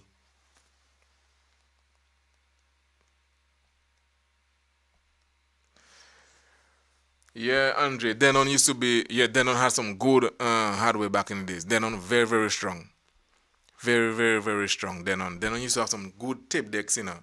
And also, you remember back then they used to have tuner. Is okay. Back then, most people that had set up in their home used to have PCs. They used to have a tuner. They used to have the cassette deck. Then they used to have the amplifier. It's like three PCs, and they used to have the two speaker also. So it's like people never used to have a whole system. There are one or two person that, but most people that's how I used to have them back in the days. It's like three different pieces. The tuner, tuner mean like for the radio, and then you have the cassette deck, and then I believe you have the amplifier with the with the equalizer and stuff like that. Yeah, man. Yeah, Anton said you're right, you know. TDK and Maxwell, they were the best when it comes to cassette. Trust me, you're right about that. You're on point on that. TDK and Maxwell, trust me, they were the best. They were the best. And I mean, and all the stuff just slowly vanish, you know. Slowly vanish. Even CDs come and CD come, CD go is vanish also. What year? Let me tell you, what year CD actually? I mean, you still have people that use CDs, you know, even cassette too. But I referring to that, referring to the year that it actually dies out. I can't recall, but I know for sure. Uh, Actually, CD kind of dies out when the smartphone era start comes in heavy, you know, if you check it out. Because when smartphone start comes in, that's when people start to listen music on the iPhone. Oh, the iPad. Sorry, the iPods. There was something where you could actually. It's not a phone. It's just an iPod. You could put music on and play your music for your to listen to it in your headphone. So that's the time when the CD start to diminish. When the smartphones and the iPods and them come in, because those days the when you buy a smartphone, you used to buy a memory card with it also, like a 56 gig or how much gig? Sorry, not gig, megabytes. Back in the days, there's none of the things as yet. You buy maybe a 128 megabytes or 256 or something like that, and you put couple songs on it. And sometimes you still can cut the songs on them because you have to make sure because the songs them so big you can't really put too much songs on it. Yeah, so those are the time when when the CDs start to can get, you know, fade away slowly.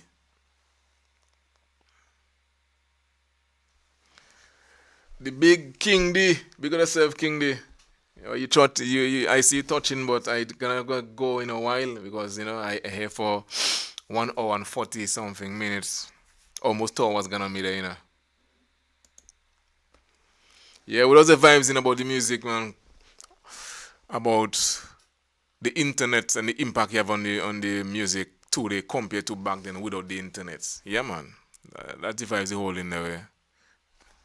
Yeah, and you know the comparing the artists and them today using the internet compared to the artists back then that didn't have the internet. You know, a lot of things, man. We talk about. Big up yourself, you know. Yeah, but yeah, man, 1 hour and 47 minutes gone on the podcast there. Just about to close off in a while. It's about to close off in a while. But yeah, but just kind of sums up everything. Like I said, the internet, it have its good and it have its bad. You know, You could have say you have more good, you could have say you have more bad, but it have a sheer amount of good, you have a sheer amount of bad. But it's one thing for sure. I know for sure and that is facts. The artists, those artists that were there back in the days without the social media and the internet era, they are more talented than today artists with the internet and with the social media. The artists today, they are more versed in terms of the music business, the business side of it. Yes, they get that correct. You can't fool them on that for sure. Compared to the artists back then, they don't know too much about the music business.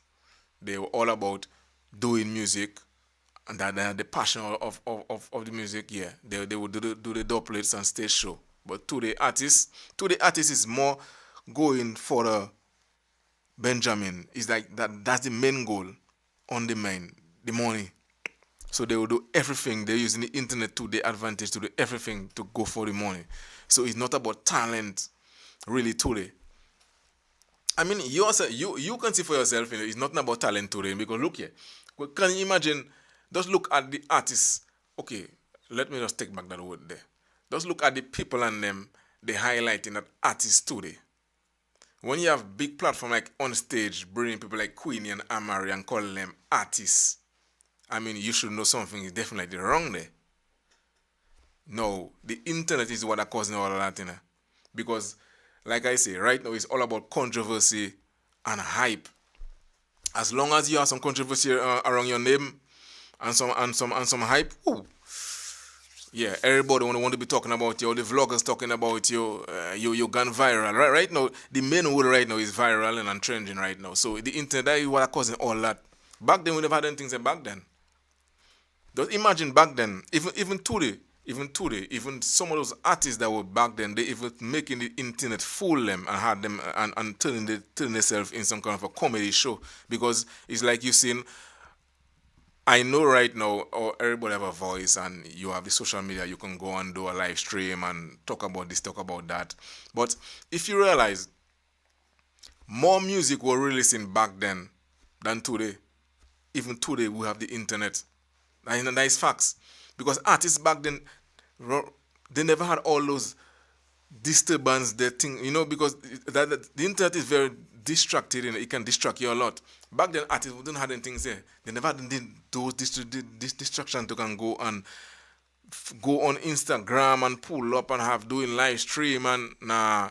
The main focus of going in the studio, doing songs, yeah, getting the music out there, going and do shows. But so much distraction today with the internet.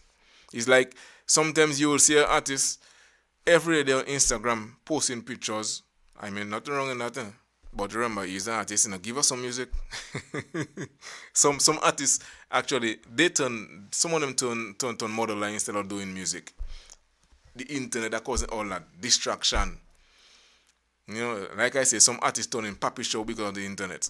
So a lot more music was releasing before and a lot better music because artists was focusing on doing good music because they have a lot of time to can pull up, go in the studio and even if they wasn't writing, because most artists they was freestyling also because all of them wasn't writing some, but they was making some good music. Today, like I said, the artists them today they have the internet to use at the advantage, but it's like they're using it against them most of the time.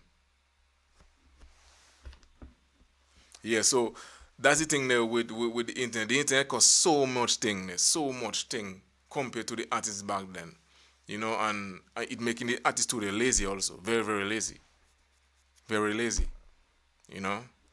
So, and like I say, it gonna get, trust me, it have an advantage, It's not, we're not taking away the advantage from it for sure. But as you can see, if you can do the comparison, you can see back then a lot more good music was releasing back then.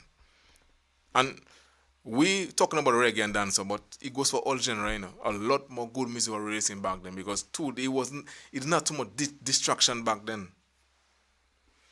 Let me see, I see City calling. Let me see if I can get a.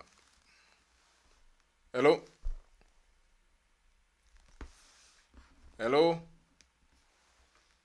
Hi.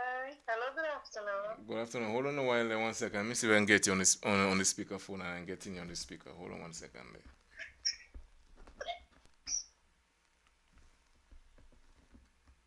Go ahead.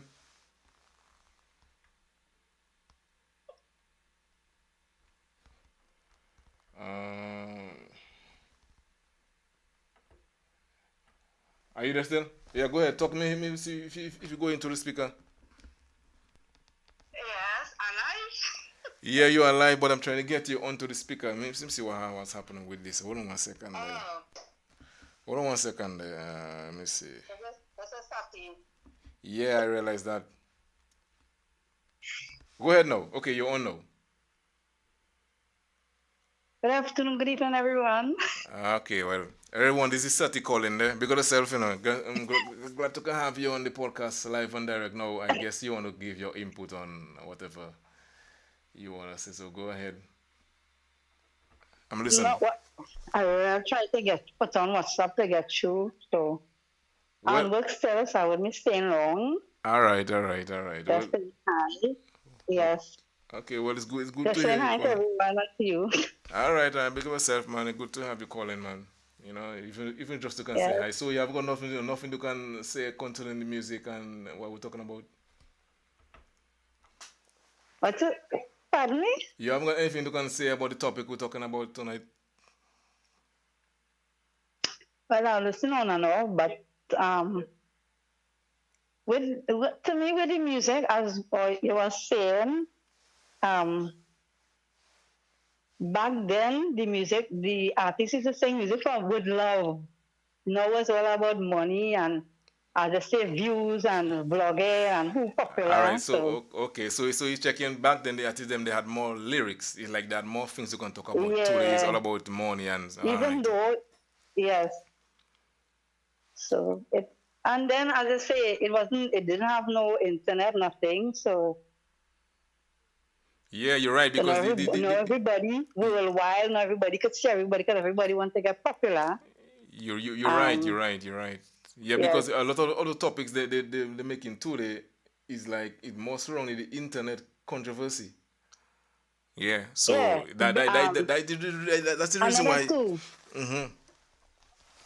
The music has changed, as I say, because back then was live band. It had, I believe it do have live band playing still, but back then was live music. Now is with the, as I say, with the computer and technology and everybody behind the computers now, as I say. So, and as I say, the ground release of Apple where everybody, where could, everything in front of your hand. Yeah, So you're right. nobody want to work hard anymore. You're right about the live band, and because right before you saw a live band, now you hardly everybody is computer and doing and stuff. Yeah. Yeah, So easy. So now that when you go a party is DJing, everybody behind the computer and DJ. So you ain't getting the live band or the live feed or the music no more. but guess what? So Even the live band and then when they have live, okay, right, like they have some fest and they have Sting, they have the live band and the artist singing. But guess what? The audience, you realize the audience not even dancing. They on the smartphone. no, yes, All right. So it's like they're making the artist feel it's like the artist feeling like as if they're not doing nothing. They're not performing good because nobody is dancing, nobody is moving. Everybody's stand up and on the smartphone. That's how it it's is true. nowadays. It's true to say because I in the Caribbean, I in Trinidad and sometimes well soca is my thing, reggae is my thing, but when they have soca party sometimes if you ain't before, if they don't know you or you ain't known like how we are Marshall known and all them people and big artists, everybody on the phone, so they say everybody come party with the phone. Yeah, and that's the next thing that killing the vibes there because right, let me tell you back then. Remember back then when you see you going to jam, you don't have no smartphone, nobody know on the smartphone, so you used to enjoy yourself. But today, let me tell you, don't matter how good the artist performing hard, but it's like nobody moving. It's not that the artist not performing, it's that everybody with the It's true. smartphone. It's Yeah. true. And it we in China, if you don't move a crowd well. That's how we had the soca monarch with the artists and them. Well, this year we didn't have soca monarch, but with the soca monarch, if it don't move the crowd, You understand? And the crowd just standing there. Exactly. And So then so you so know, so so so you see what yeah, you see what you just said there. You see what that causing. I see somebody trying to call about the person will call after I finish doctor after I finish talk to you. So what happened is that yeah, you see when they have music competition like Soca Monarch, remember it's like the judges and them they watching the crowd also for the crowd reaction. yes, No, that affecting yes. that no that going to affect the artist because something the artist is performing good enough, but the crowd not really moving. That doesn't mean he not performing good enough. So In the back Optimus Prime, be big up yourself, Optimus Prime. and work. So, Well, is glad man to so can hear I'm you gonna leave calling there. to I will try. glad to can hear you calling to can so me actually I seen a picture on this profile. That's you that there? I mean I have to ask you now. That's you that there on a profile pic? Yes, Alright, be good yourself yes. now. It was. I don't know if you're familiar with Lake Asphalt in Trinidad. There was a carnival competition. Alright. Yeah, that was Uh, back then, and I was chubby. Alright, cool. What you know, easy there. Well, big up yourself and thanks for calling in. I gonna let somebody else call in there. See somebody trying to call in there before I drag out there. So, Yes. thanks again, man. And, Okay. all right, bye bye. Yeah. That's fine. Whoever that was calling in, you can try to call in right now because you tried to call in the voice I was on the call with. Let me see what going there.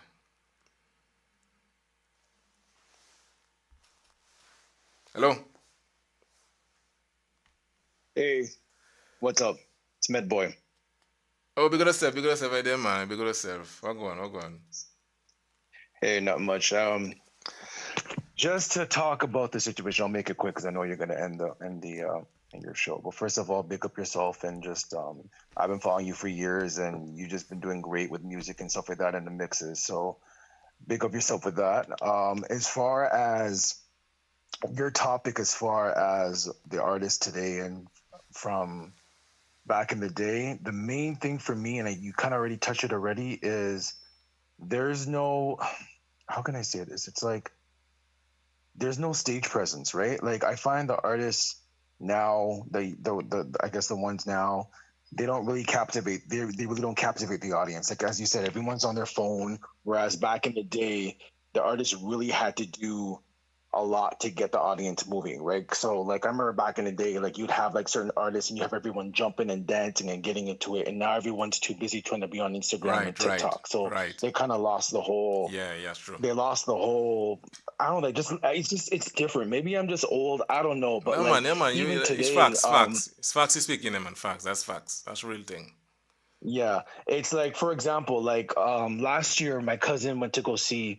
Well, he's not called Assassin anymore. I forget what his name is now, but they went to go see him up here in Toronto, and my cousin said that no one wasn't dancing. Sure. Nobody was dancing. This was like 12, 1 o'clock, and everyone was just on their phones. And then when he came out, he performed for maybe like a couple of tunes, and that was it. Like it wasn't like everyone was too busy in the VIP, and everyone was just too busy trying to look good for the Instagram, right? Yeah, that's the thing. And And you see, and the sad thing is that the artist now getting frustrated because he see nobody moving. So it's like he feeling like he not performing good.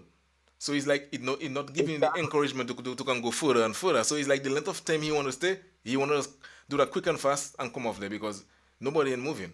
Yeah, so Yeah, that's true. And one more thing I do want to say is also too, even the content and what they're singing now. Like back then there was substance. Now I find we have a very I like to call it the microwave type of society where everything is like quick and instant. Like there's no in depth. If you notice, a lot of these songs now are less than 2.5 minutes.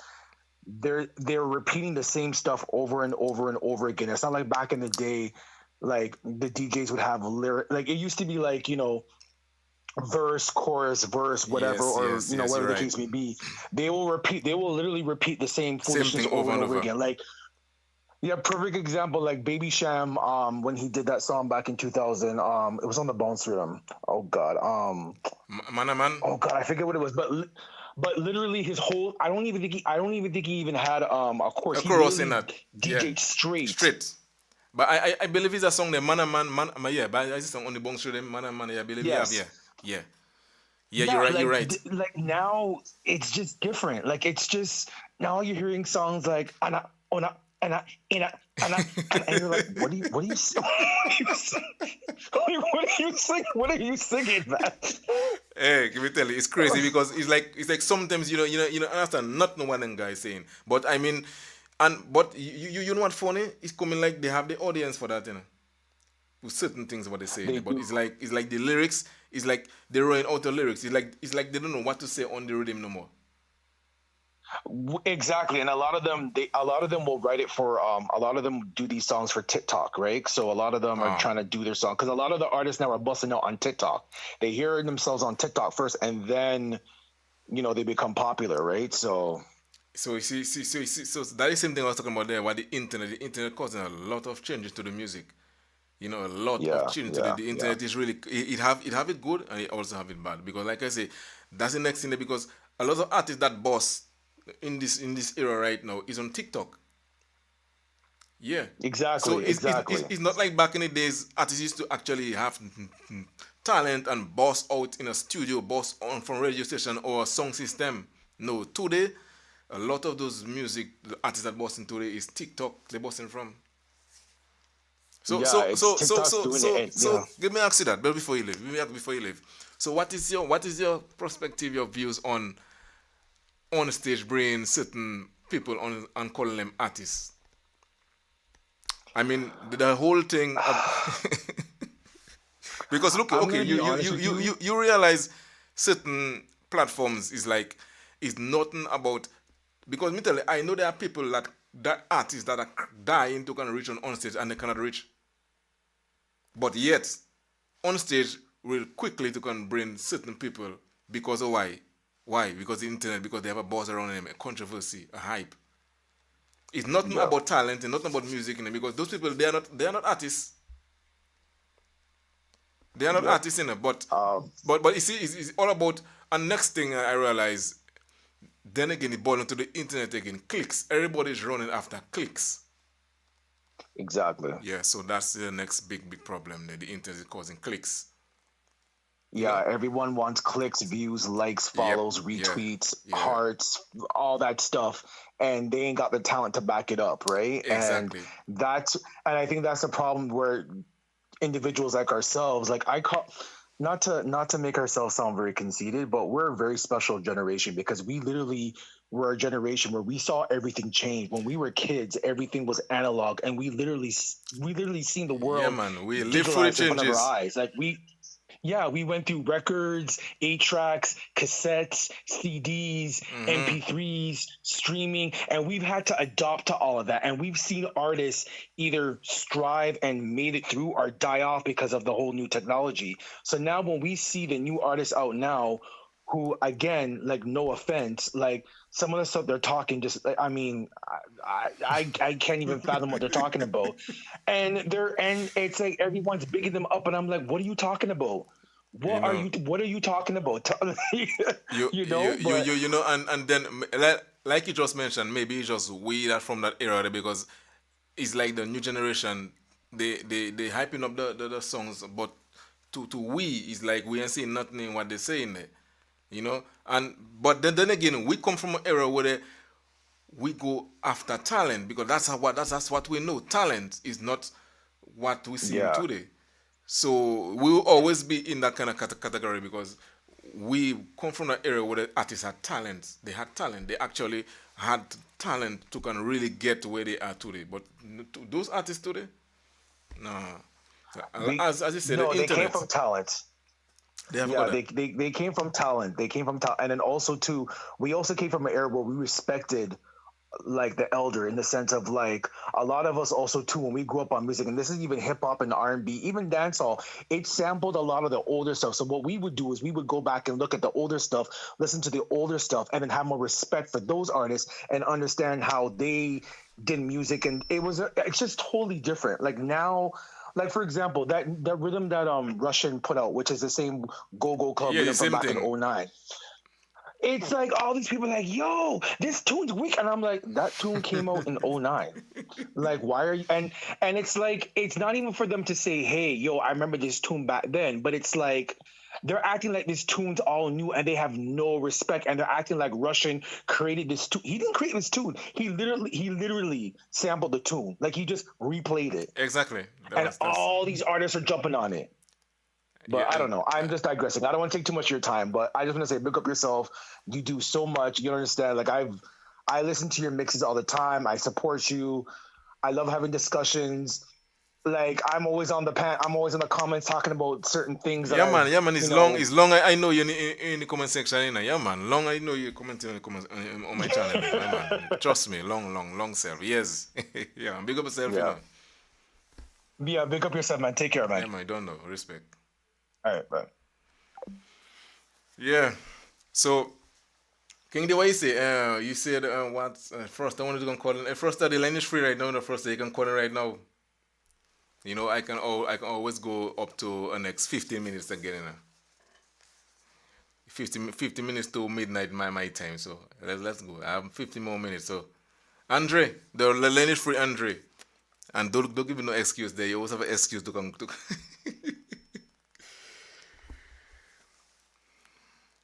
Big up yourself, Ezra Bennett. Big up yourself.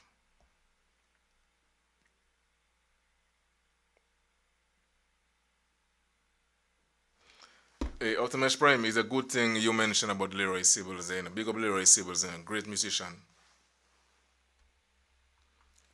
Great musician, he be, trust me. Great. Me big up Leroy Sibbles, great musician.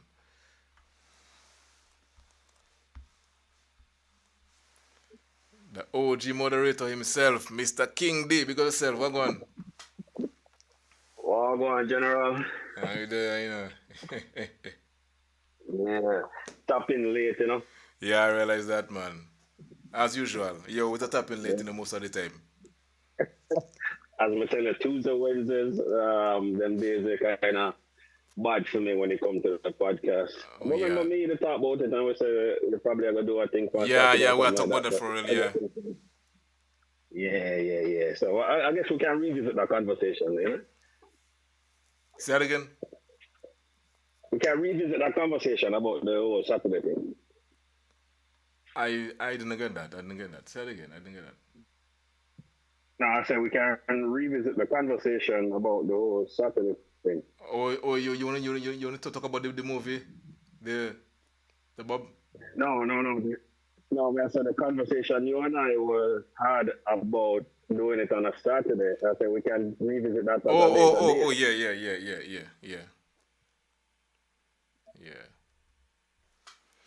Yeah. So Yeah, you hear me all right? so give me your input on. I guess I guess even though you come in late, but you have an idea what we'll be talking about. Yeah. I know. I'm assuming that we cover all the grounds, right? So we want to try to see if we can flip the coin and talk about the other side of the same conversation. The patrons, the listeners, the consumers, right? I mean, they actually contribute to this greatly as well, you know.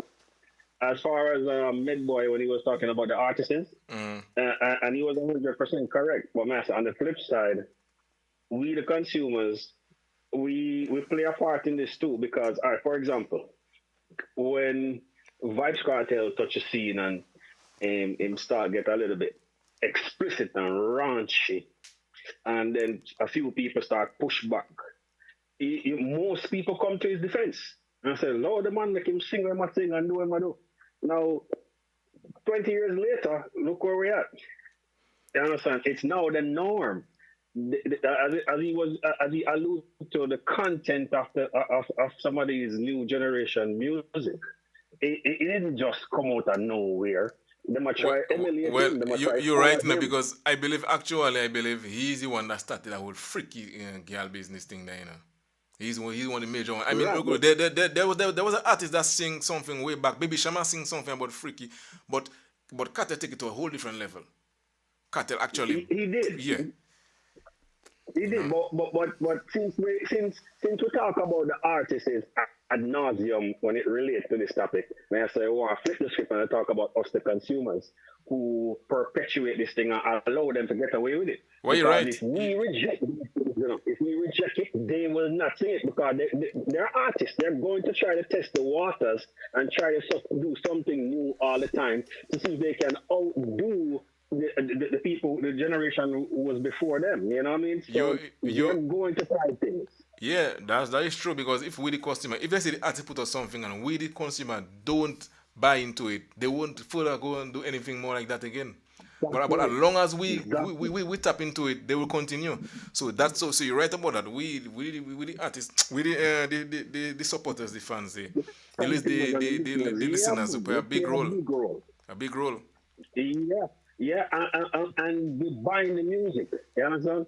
So of course, when them put the music can buy and them still a tour and them a make money and can buy them jailing or whatever car is a hit car now, they will not stop. And then not only they see the support, they see the majority is with them. I mean the minority it just get drawn out by the majority. Well, The that's minority we are put back, we get drawn out.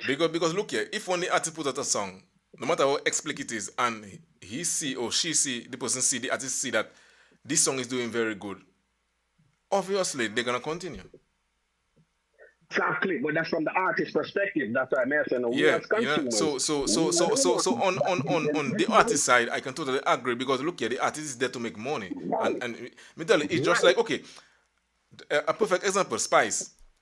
They been complaining that say Spice Mm-hmm. doing only one set of song under her. Spice Yeah, put a couple other songs there, and it's the songs that's singing about under her that getting the most views.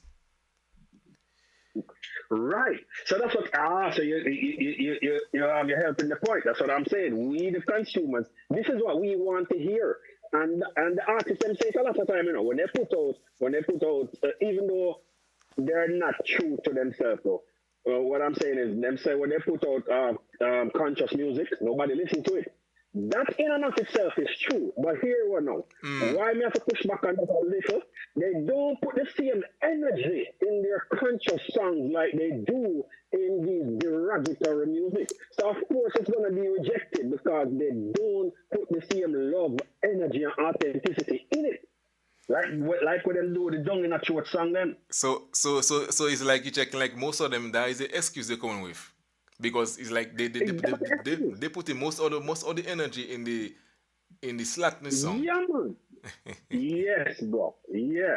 So and then when they put out the two culture song now, them say, of course we put out this song. Of course we put it out. Look on the views on it. Look on the views on it. Of course the views is gonna be low. Cause you just do it.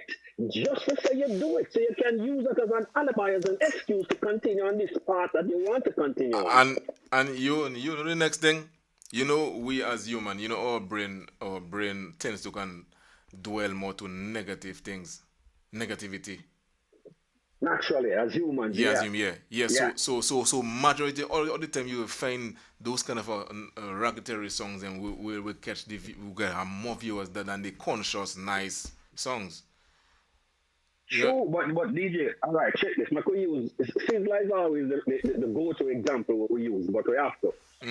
When Sizzla record on the scene in the 90s, in 96, 97, Dave Kelly was at the peak of his career. Dancehall was at the peak of its genre, and Sizzla still break through with culture. You understand? And come take piece of the dance hall every night. If you're born in the center, because you're born in the centers like me, you know when you go a party in the 90s, there's a Sizzla segment. There's a Sizzla segment all by itself. Just Sizzla. For a good half an hour. Just Sizzla alone. That's how the man doing at 97, 98, 99. Me talk about when dance Yeah, hall you're right because you're right because look here, dancehall is a more dominant genre than more. It will boss out more faster than reggae. So imagine dance was peaking for real at that time. So for a reggae artist to come and get that big spotlight, it wasn't easy. So and Sizzla Yeah. did it. Sizzla did it. Yeah, he did it. And you know what? Let me tell you why me use Sizzla. Because he did it more than once. when he come back in the the album the name where that Bobby Digital, the one Bobby, last one the Bobby Digital did for him, the real thing.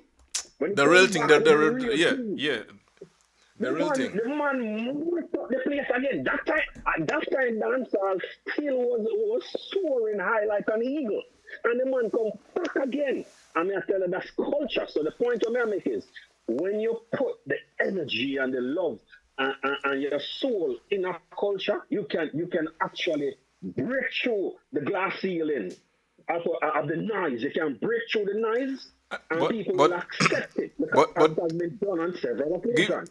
let me ask you that there. Remember those times in the 90s, those artists never had social media to come push their music. So the music was being most of the time at those times there is mostly song system and radio that was pushing the music, isn't it? Yeah. Yeah, true. So So social media. What the point I'm making is this though. You know? We understand the social media part. The point I'm making is when they're saying that people don't accept culture music, may I try to point out so that's a lie. If you put good quality, substantial energy, time, and lyrics in some culture songs, people will accept them. Social media or not, people will accept them. You understand? Coffee song is not a quote unquote culture song. You understand? But it's not a dancehall kind of slack song. And she still come through and she make her mark with it. And people accept it, regardless of her personal lifestyle. That's about her musically. People accept her. And she should break through the noise and get her run. You understand? okay, Her personal lifestyle now put her on the back burner. But okay, that's well, different. That's separate and apart from this. okay, well, what's that? You know, back in the 90s and the 2000s, you know, a lot of reggae artists emerged big, boss big. Okay, give me ask you that. Why you believe today, to find that a lot of reggae artists bursting out big on the scene right now, today, in this era right now, compared to the 90s and the 2000s? For the same reason, I don't think them. I mean, a part of it is not just the artists, as I said, the production, the producers, because of the internet, the beats are not connected. You know, so the rhythm, them, both dancehall and reggae, the rhythm pretty much do 50% of the work, do half of the work for the artist them already. If you get a solid rhythm, reggae dancehall, a producer saying you have good rhythm, bitch. Half of the work done already, because the rhythm slap.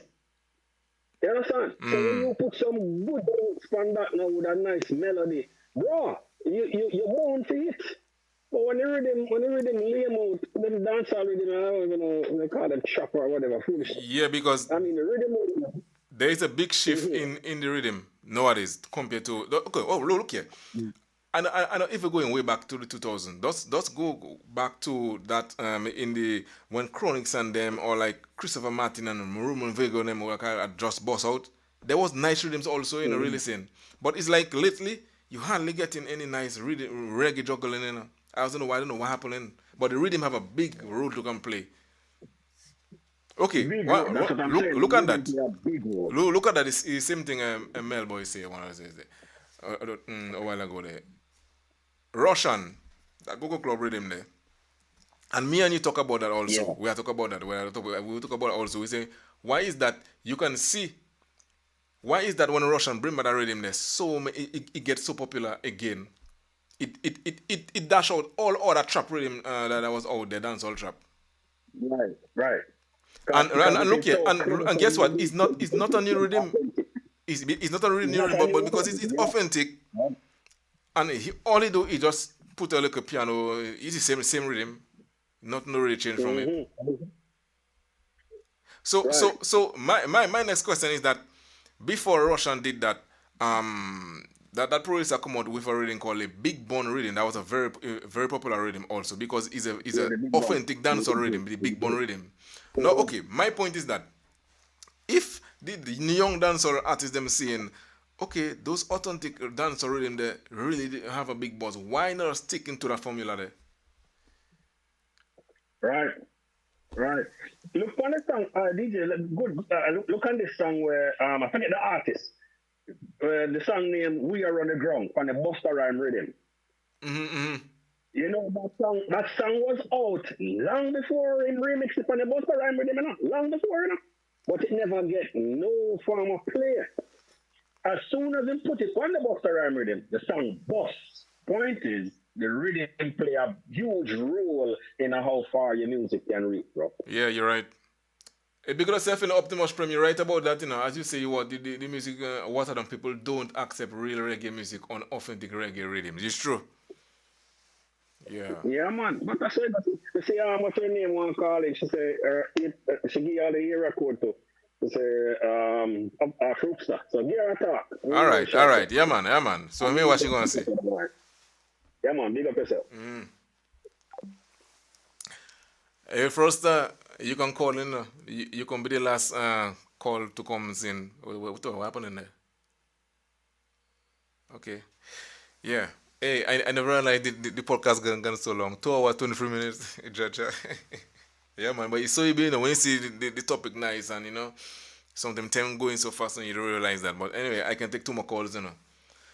Yeah, so as Optimus Prime said, when the music water down, let me tell you, that's why trust me, whenever I play music, whenever I play 90s, 80s, 90s, 2000 music, I it's like I feeling so good playing those music compared to the, I mean, yeah, there are some good music, you know, one or two, but not the majority right now, but the music not like before. You hardly getting a nice reggae compilation out right now. You hardly getting it, and trust me, it's very, very, very rare you get a good reggae compilation out, you know. So if you watch it, majority of the even the reggae artists and them is mostly singles they're actually making. Roman Vega really released a new album. Yeah, trust me, it's a good album. But like I say, majority all the other time you will find those artists voicing on rhythms, and I can't even blame them because if there is no rhythms, if there is no producer making rhythms, they can't voice on the rhythm, so they have to be making singles. The producers have a big part to come play also. Where are those producers, the good reggae producers? You know, big up people like Chimney Records. It's been a while. I haven't seen them release a project. They have some good projects out. You know, but yeah, we need back some of those authentic reggae readings. My grandma back then when you had Homo Jack, your Sizzler, Capleton, I win all them on one rhythm. That was supposed to be some nice time in 2000. We need back some of that stuff, man.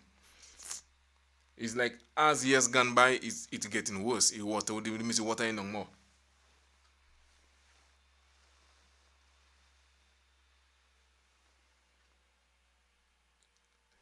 Because FM Press, bless those you to you. You know, don't forget tomorrow. Hey, the day's running so fast. Tomorrow Wednesday, you're gonna check in for the reggae vibes Wednesday tomorrow. Damn, tomorrow is already Wednesday. And you know Thursday, definitely Thursday, I'm gonna start back my throwback Thursday where we're playing some different genre music. You know, hip hop, R&B, rap, house music, techno, pop. Like I say, you know, as long as you grow up from those kind of era there, it's the only reggae and dancehall we love. You know, we also love those music also. So even Thursday we're back at it again.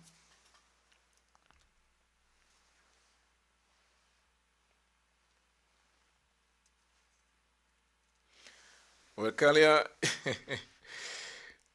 what you say? Some producers want to go and be artists also. Well, you know this that been happening since way back in the 90s, you know. You know, you know, you know, Dave Kelly he been singing since in the early 90s, since when he was working as engineer in Penthouse. He was singing song. There are certain songs. If you say I play for you, you'll never know it's Dave Kelly singing that there, you know. And after him, he move and make Penthouse. Sorry, he move and make Madhouse. He did couple under the name Stranger, Road Boy Kelly. Yeah, he do one or two songs on the. He do one on the Arab Attack. He do one on the. he did do Dogo Dogo. He do one on the Rhythm, and he on the Showtime. The one on the Showtime, everybody believe is Baby Sham sing it, but actually is Dave Kelly. But Baby Sham does also perform it whenever he performs his songs. Yeah, so you know, sometimes obviously there are sometimes some producers have to just stick to producing and leave the artist thing alone. But some of them want to be producer and artist, and it doesn't really work out that way to me. But yeah, you're right about that. There are some producers that want to be artists, you know. But like I say, people like Dave Kelly is a man in a different bracket. The man that can do everything. He can does anything you think of the music, he can do it. He's all rounder. Yeah, big up Dave Kelly over here. Yeah, man. I just wish I Dave Kelly make a new rhythm. The song of Dexter that Bounty and Sham, Slow Motion. Actually, there is three songs on the rhythm there. There is one with Busy Signal, and there is also one with TOK and them. I just wish he had more artists on the rhythm. But then again, like I say, it's not easy for the producer, for the old school producers, them to work with the new artists and them. Trust me, because there are some formula they go in by, and the new artists and them they hot head. Yeah, but that rhythm is a very good rhythm. Is one thing with Dave Kelly. Even if his rhythm might evolve a lot, it always keep that authentic dancehall foundation there. That's what I love about him and his production. You now see him do no trap. If you might hear him produce a song that have a little similar to a hip hop in it. Even if you have a little bit like this in it, but it have the authentic dancehall still there.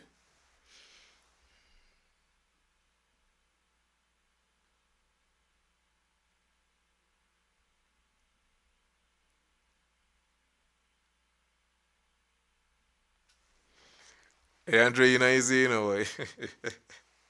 You know easy. I mean, Ezra, you're right about that. There are some rhythms releasing to the reggae rhythms, and you can't even get a good bass line from out of it. The rhythms are there; they are so poor. And let me tell you, I mean, I miss the 2000s. I referring to the last set of Nice when they have the rhythm driven, and they have to have the the Green Slave album was mostly dancehall, but the rhythm driven have had reggae. Yeah, man. Lots of, when they are sort of you remember back in the days when they had the Fifth Element with Sizzla, Jack Capleton, I Win, Chuck Venda, man, Luciano, name, man. They wanted to make some nice rhythms, man. All them guys on the rhythms and them. Fantan Moja. Yeah, man, that used to be some good times, but I trying to figure out where are those producers. Everything just watered down, watered down. We hardly getting good reggae rhythms out now again like back then. Everything just watered down. No, is right now is Cody Buds I see doing every year he releasing a Cali Roots rhythm. Big up reggae vibes in music.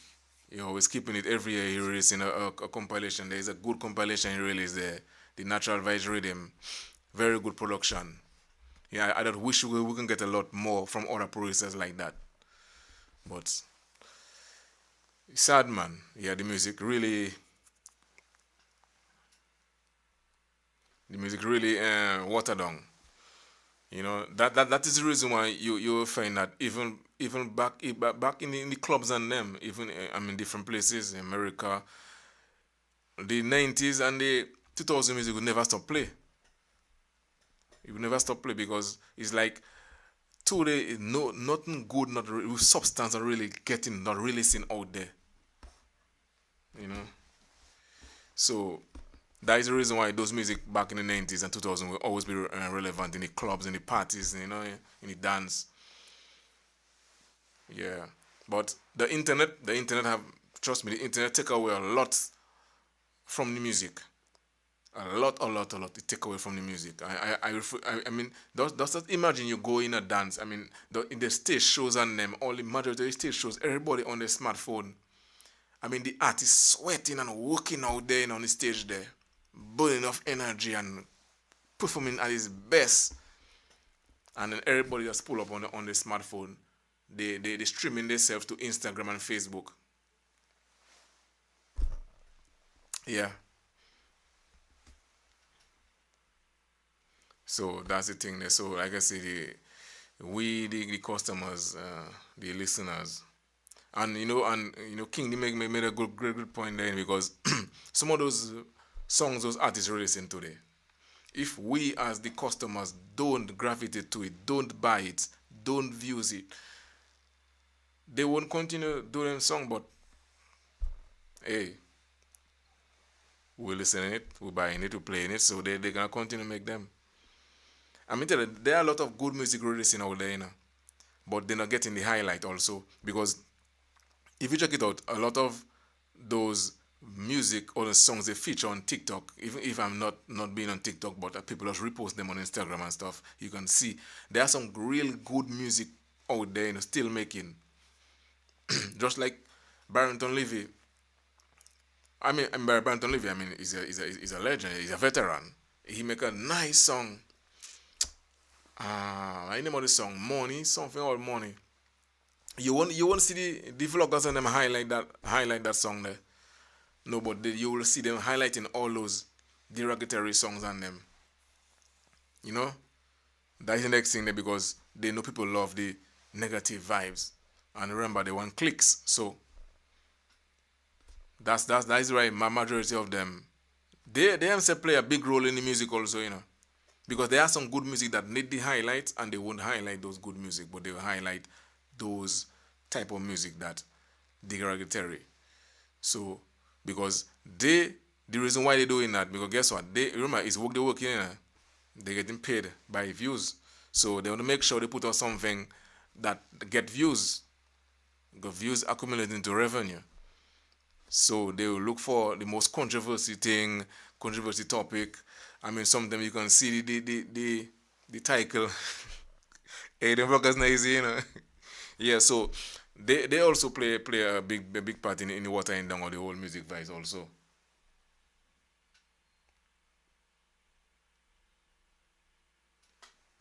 Yeah, because look here, you see majority of those artists that boss in the 90s, 80s, 90s, and 2000, like Sean Paul. What I like about Sean Paul, I see Sean mention Sean Paul there. Sean Paul, any new compilation that out there, he dropping a song on it. The Dirty Money, he have a song on it.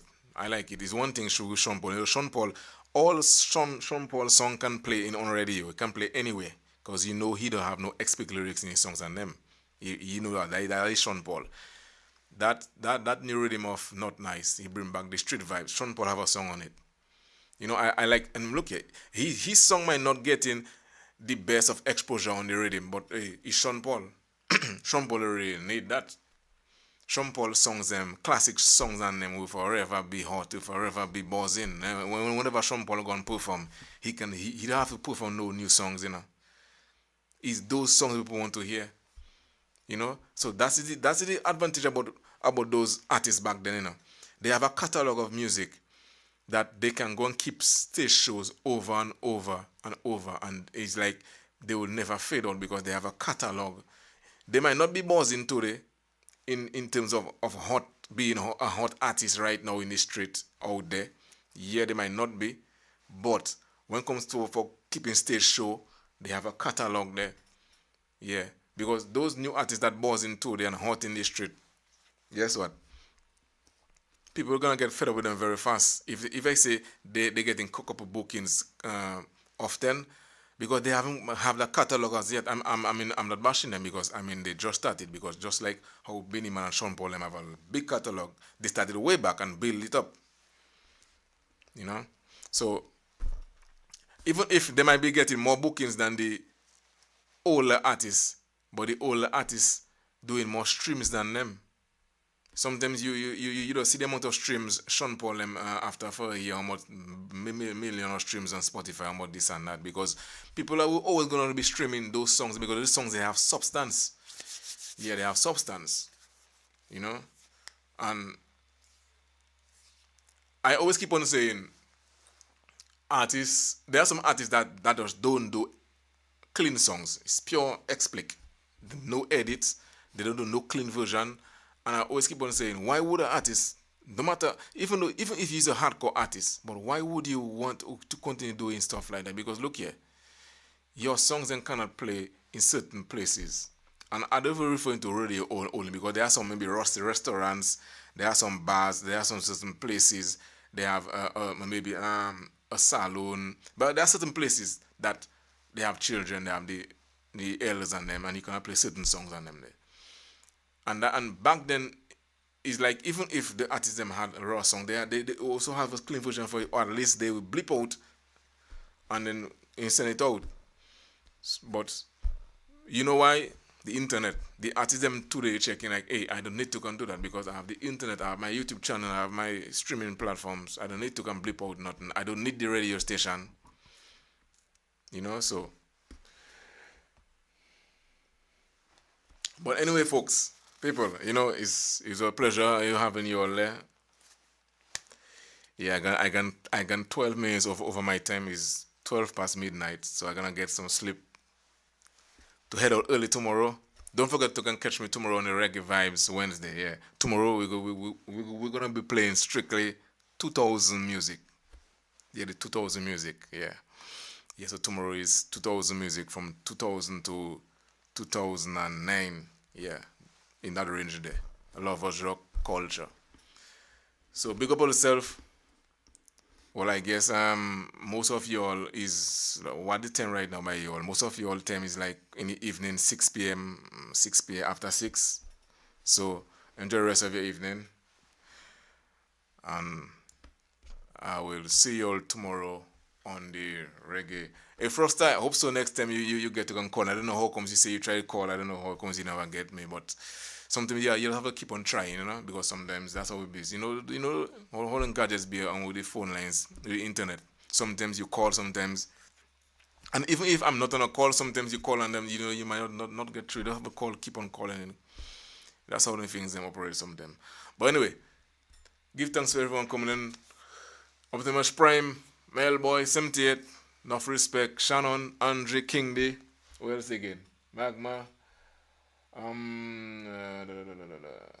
Empress, Froster, Ezra, big up everybody, like I say.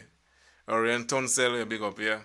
It was a pleasure having you all, Yeah, so, and my next Let's Talk Music, I believe I'm going to talk about the Ska, Rocksteady, and Studio One. Yeah, from that era there. There's some configuration that's wrong that I want to talk about. So, enjoy the rest of your evening and big up about yourself.